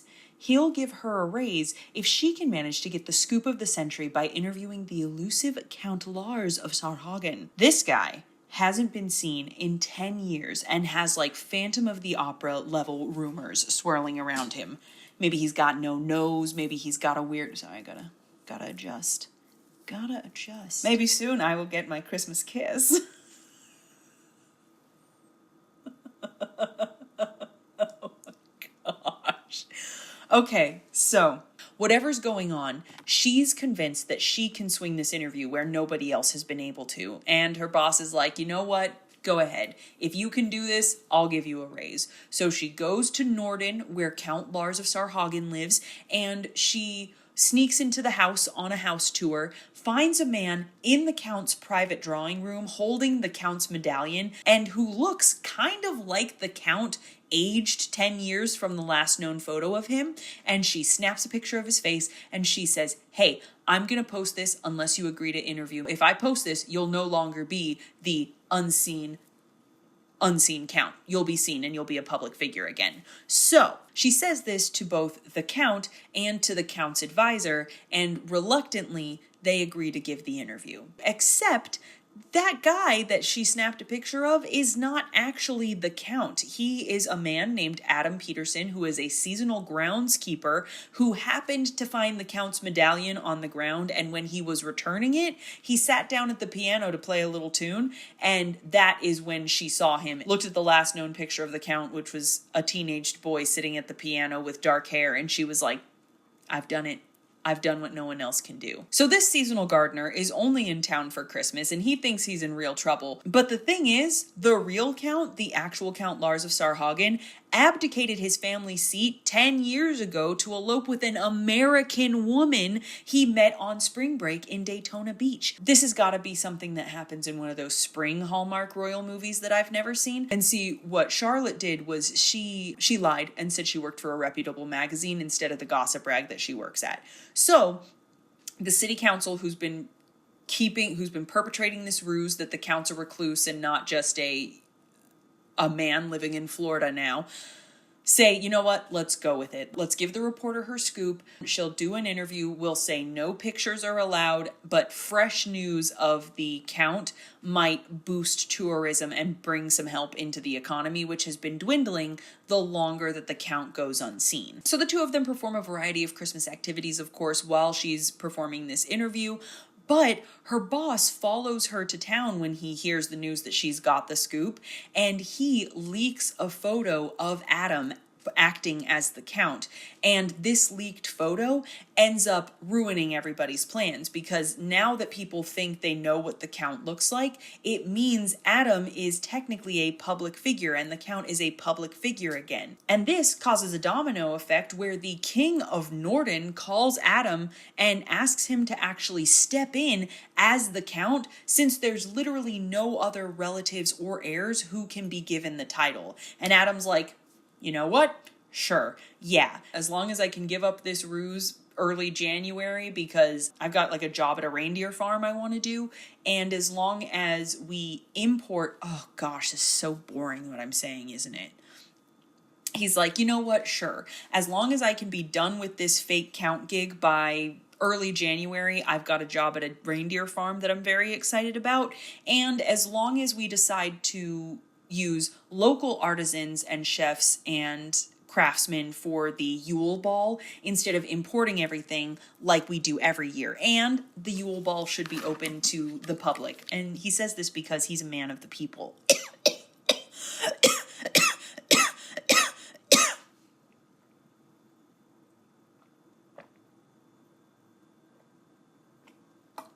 I've been talking for a long time. And you know what? Everything's going super great and everybody is pleased with their bald-faced lies, and both of them find out that they are liar liar pants on fires, and she's way more upset about it than I think she has any right to be. And he's like, hey, you lied to me too. And she's like, yeah, I lied about what newspaper I work at. Your lie affects a country. And it's just like, you know, you both were being deceitful. I think it's a, you know, a little bit of calling the pot the kettle black, whatever that saying is. Okay, they're both cast iron. And they're both the same color. So both of your actions are the same, is what I'm saying. But when the Count meets with her, he's like, I beg of you, please do not release the story that I am a fraud, because if you do that, it will ruin the Yuletide ball, and that will cause so many people to lose income and revenue, and it would hurt the people. So they part ways. Who knows what will happen next? And I'll tell you what happens next. They go to the Yuletide ball and she is in a beautiful dress, and he confesses to the whole ballroom that he isn't the real Count Lars, and they dance together, and then the king stands up and he's like, you know what? I actually am going to decree that Adam is the Count as an honorary title. He's like, I agree to do that as long as I can be myself and help the people. And then everybody's happy and they Christmas kiss, the end. Death toll is up by 2. The TTCHFCCU, I've given up. This one was fun enough. It was fun enough. There was good chemistry. The guy was kind of like in a Hallmark version of David Tennant. That was what I was getting. And the girl, I've seen her in stuff before, but I cannot remember what. And but she was lots of fun too. I would say that this is probably one of the more fun ones, but at 17 Hallmark movies in, it doesn't matter if it's fun anymore. I can't care. I can't. So let's move on to Private Princess Christmas. Okay? All right. So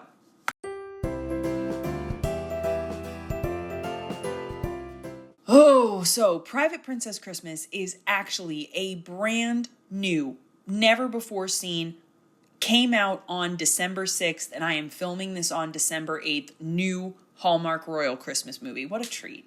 How fortunate for me that something so new was coming out when I was making this video. This is what rounded me up to 18. How exciting. So here's the synopsis. A very spoiled princess who doesn't understand her duty and responsibilities to her nation gets sent to a leadership training boot camp in Colorado, where her handsome commanding officer teaches her what it means to be responsible, and she teaches him to let go and enjoy life and enjoy Christmas. And if she doesn't pass this 10-day course, she'll never become queen. Her mother will not allow it. And that's basically it.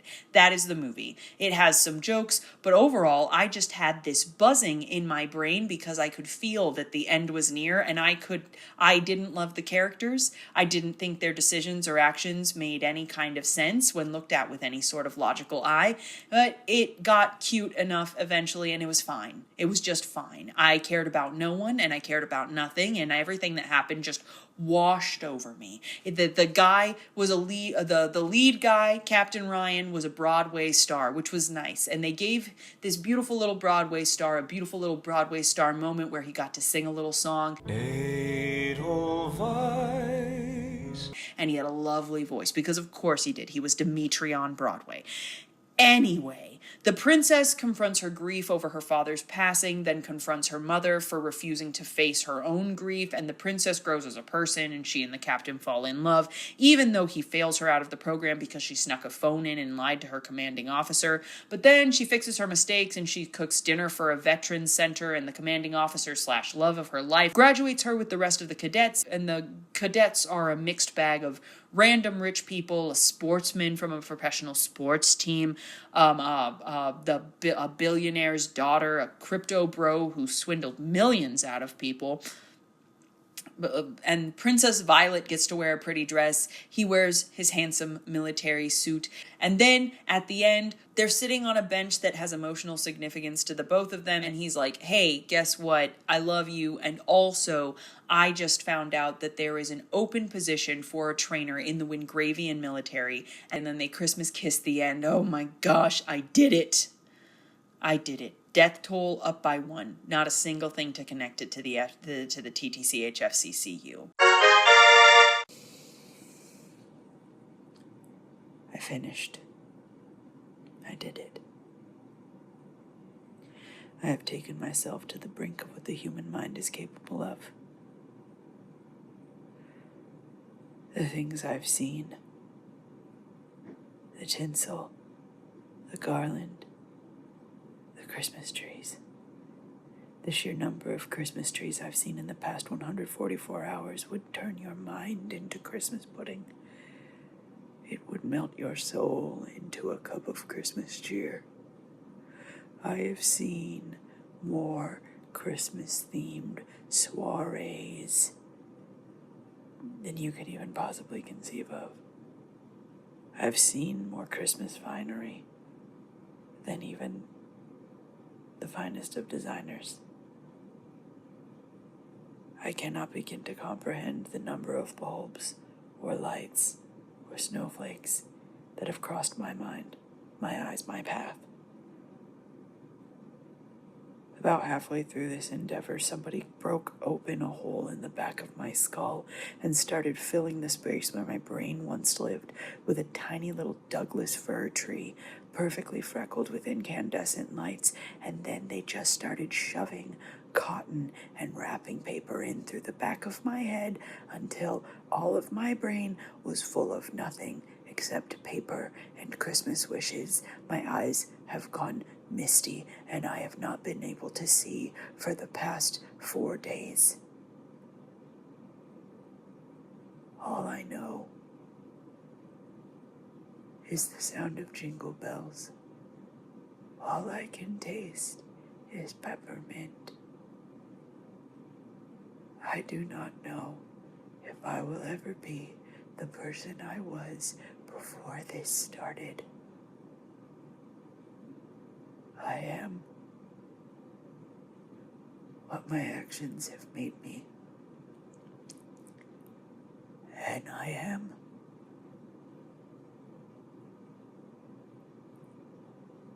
this nation's queen.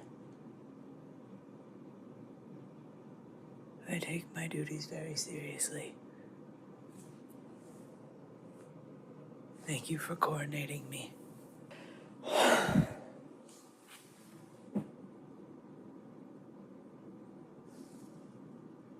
have to go now.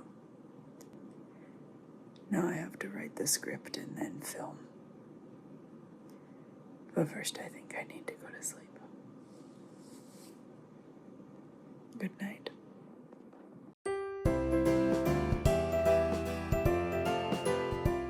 Final thoughts. All right, we've done it. We've reached the end. Let's talk about how does this all work together? How does it all connect? That was the question I had when I ended these movies, and it seemed like maybe I just wasted the last 144 hours by watching 18 Hallmark Royal Christmas movies that have no connection to each other at all. Sure, sometimes the actors overlap and you can create fun, stupid little silly scenarios as to why that might be, but that's not actually supported by the evidence, is it? No. Did I just waste 6 days and break my brain in ways that I don't know if I'll ever fully heal from? For nothing? For not? Oh, so it was frustrating. It was a dark time, but I said, Summer, go to sleep. That's what you need more than anything, and if there is some way for these to connect, you'll figure it out in the morning. And figure it out in the morning, I did. It's half orphans and spunky Americans all the way down. Oh my gosh. It's an American psyop bent on destabilizing the European Union.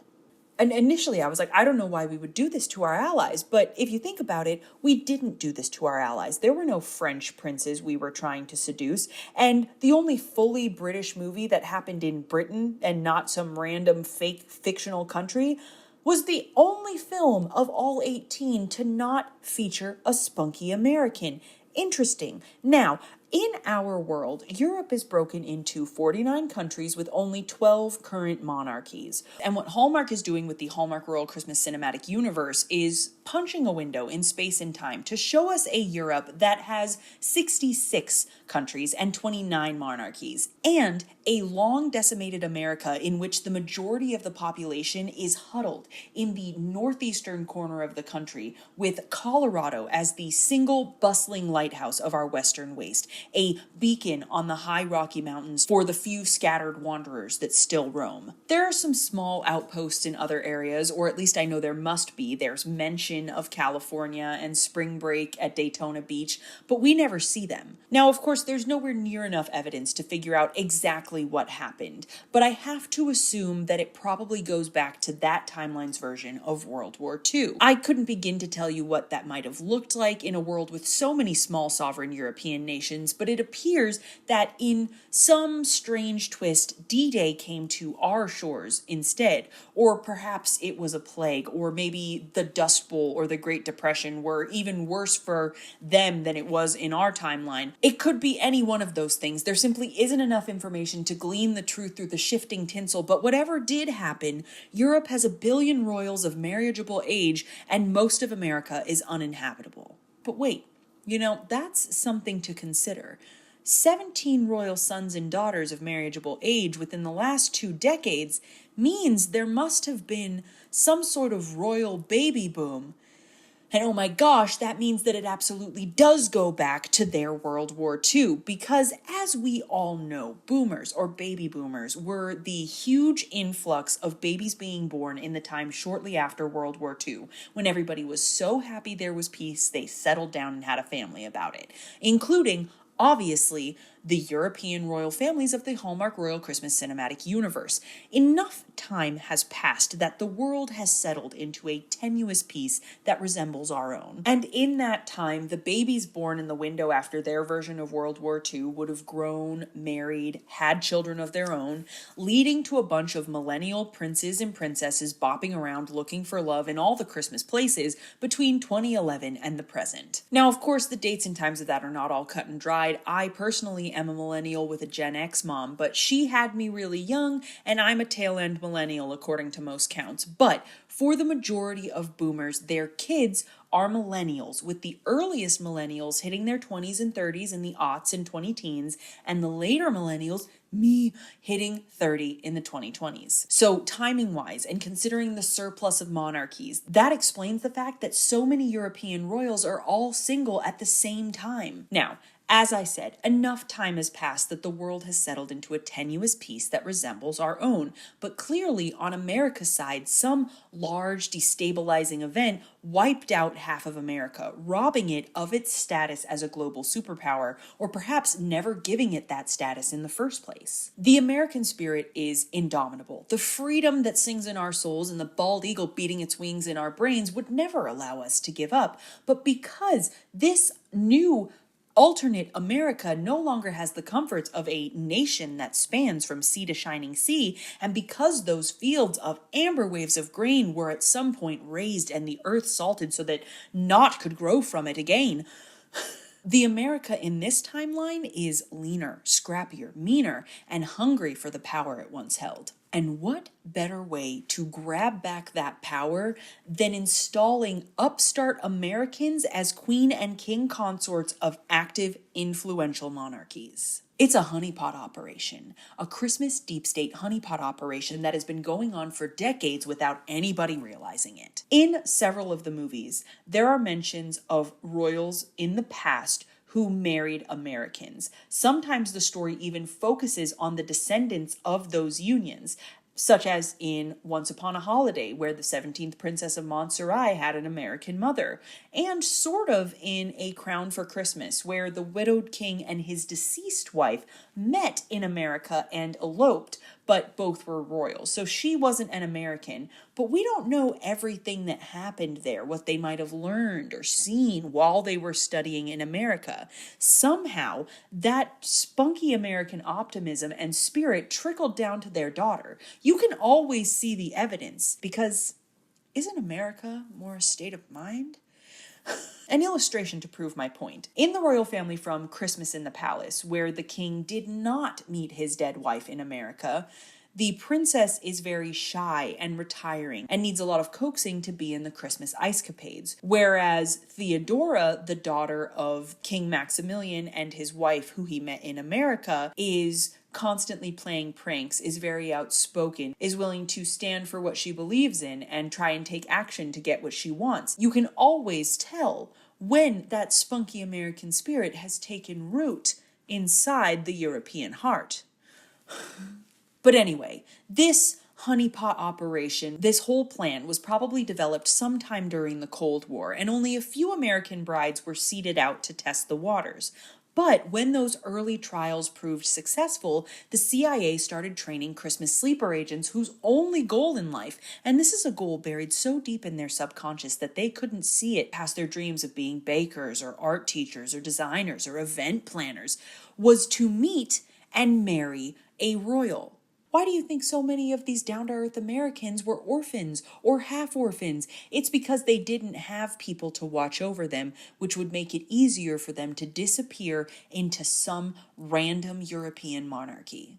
Or maybe the whole American school system was a subtle training ground so that any American boy or girl, given the right circumstances, could beguile a king or prince or princess into matrimony. And maybe whatever decimated the country is the cause for all those early parental deaths. And maybe the CIA knows that Christmas is often a time when dignitaries visit each other to celebrate their nation's bonds and ceremonies of peace. So every good American boy and girl is trained to honor Christmas in their heart and try to keep it all the year so that when they meet a royal at Christmas time or any time else, that warmth and openness and the twinkle lights shining out from behind their eyes will remind the royal of joy and peace on earth. And what monarch doesn't want peace for its people?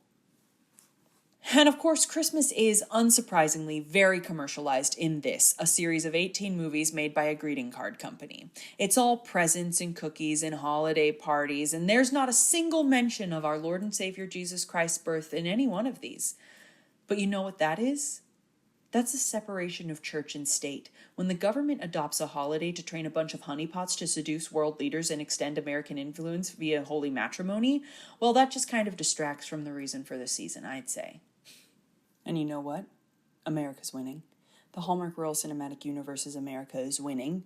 Its plan is working. 17 Americans are installed in current seats of European power as we speak, some with direct ties to the US military, such as Dee Dee from A Royal Queen's Christmas or Captain Ryan from the final movie, the army guy from Private Princess Christmas who not only charmed the future queen, but plans on taking a position where he is training cadets in the Wingravian military. It's too big to do anything about now. All we can do is watch as the America of the Hallmark Royal Cinematic Universe rebuilds itself into the nation it once was. We can even see this plan succeeding in the Always Winter Never Christmas movies, such as A Royal New Year's Eve, A Royal Winter, and The Winter Princess, all of who fall in love with Americans. And there is a whole host of royal Hallmark romances set at random times in the year that I haven't even touched that shows this goes even deeper. In A Winter Princess, somebody made a beautiful Google search page with tons of glorious details. Bless the person who did that. It shows other things that people have searched for, and it shows our actual British royal family, like Princess Kate and Meghan Markle and Prince Harry and Prince William, like they show up there, meaning that this ties to our world somehow, or at least there is a parallel British royal family. But if that's the case, that means that Hallmark predicted the death of Queen Elizabeth II. No, I don't know. I don't know what that connection means. I don't know what to make of it. I can't figure out everything on my own, okay? I'm doing the best I can. I am just one woman. Even in inventing the Christmas Prince, which has no actual royals or Europeans in it at all, it serves as the exception that proves the rule. It's still set in a small mountain town, probably in Colorado, we have to assume, the only state outside northeastern America that we see on screen as inhabited, and the happily ever after for the male lead, the Christmas Prince, is that he falls in love, gets a family, and he gets to win the space race for America by building the probe that will test the possibility of sustaining habitable human life on Saturn's moons. And that is because America's a state of mind, baby, and our reach will extend to the stars once the Christmas Prince and his bride take their rightful thrones on the yellow sands of Saturn's moon Titan.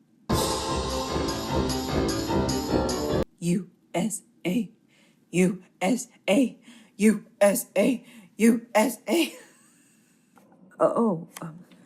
So since this is the Snyder Cut, I figured that it needed a little bit of bonus stuff that wasn't in the original, and as I was editing this Odyssey, I realized there was a couple things that I took note of while I was writing, watching the movies. I was jotting down stuff, but I didn't ever actually incorporate it into my script.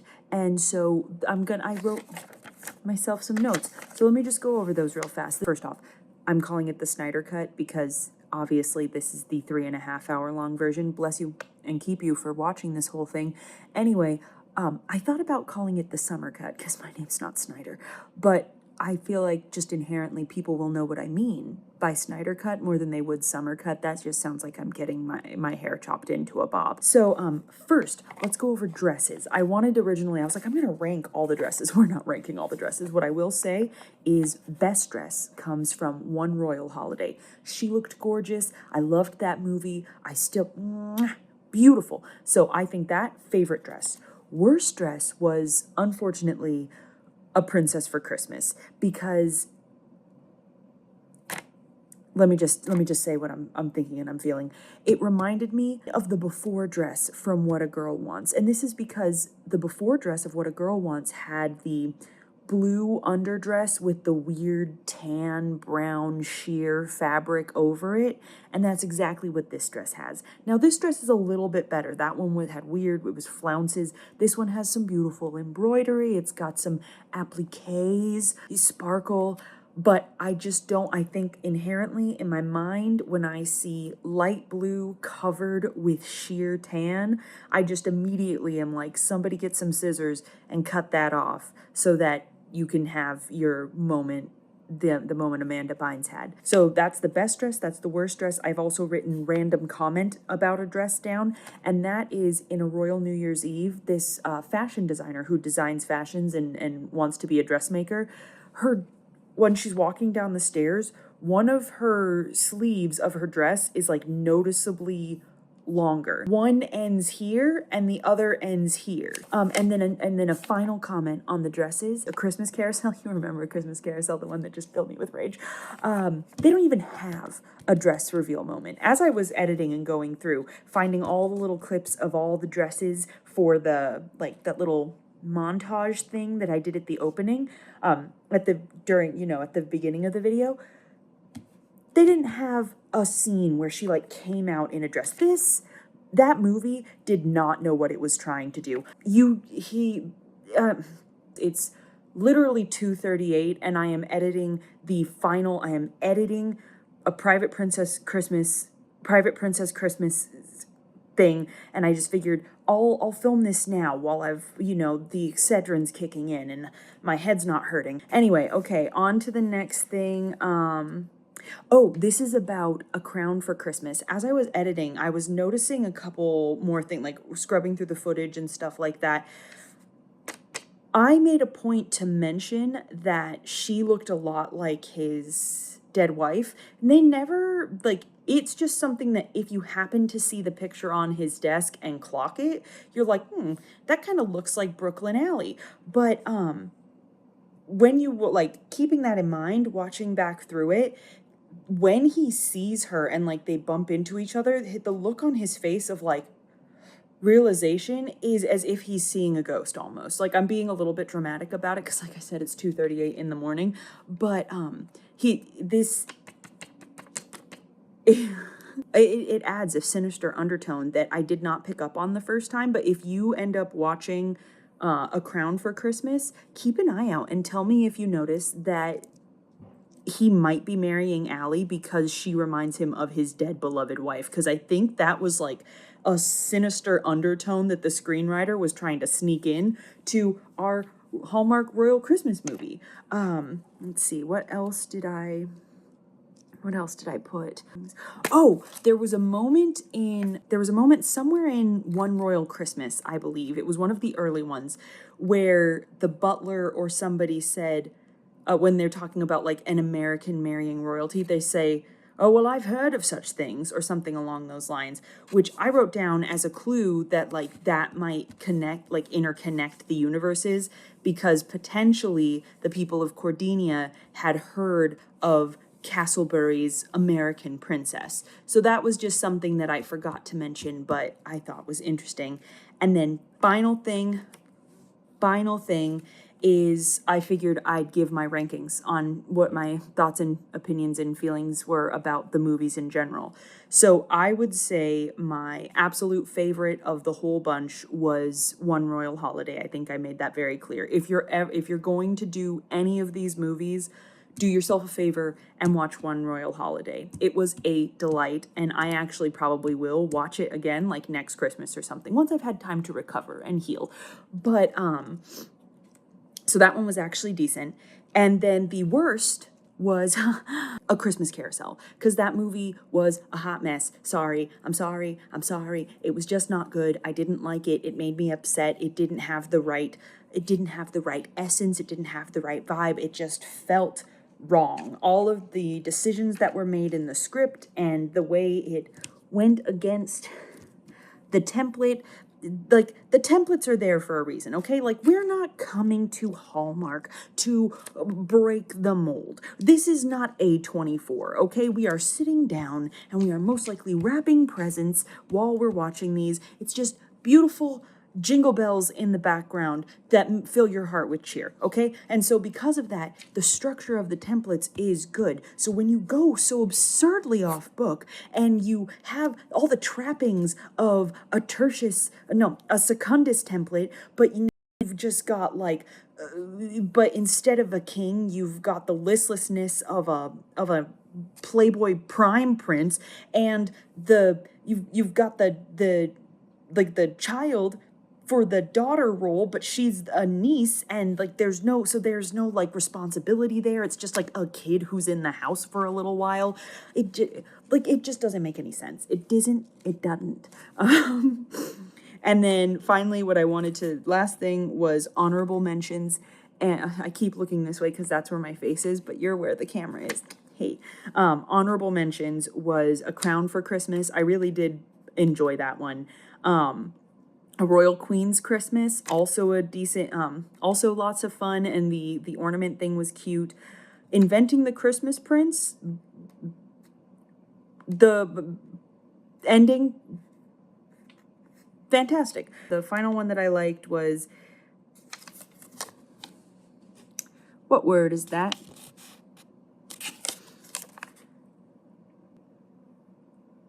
Oh, the Royal Nanny. That's what that word is. That word is nanny. So yeah. Oh, and I'm going to insert a screenshot of my Clockify from December 1st all the way up to the moment I exported the final 3-hour cut. And you can go ahead and add maybe 15, 30 minutes for me getting everything like posted to social media.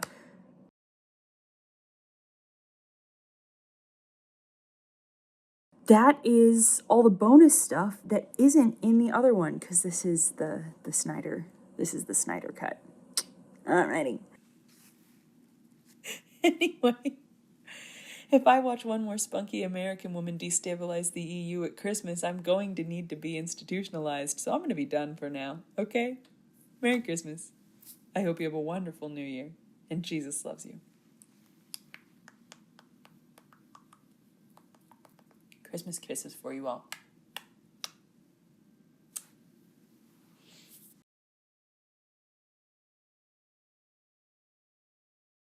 You know what I think, Mitzi?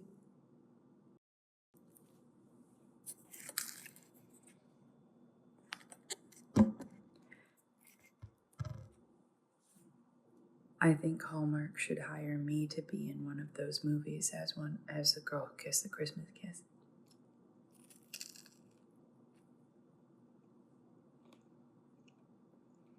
I think I'd do a good job.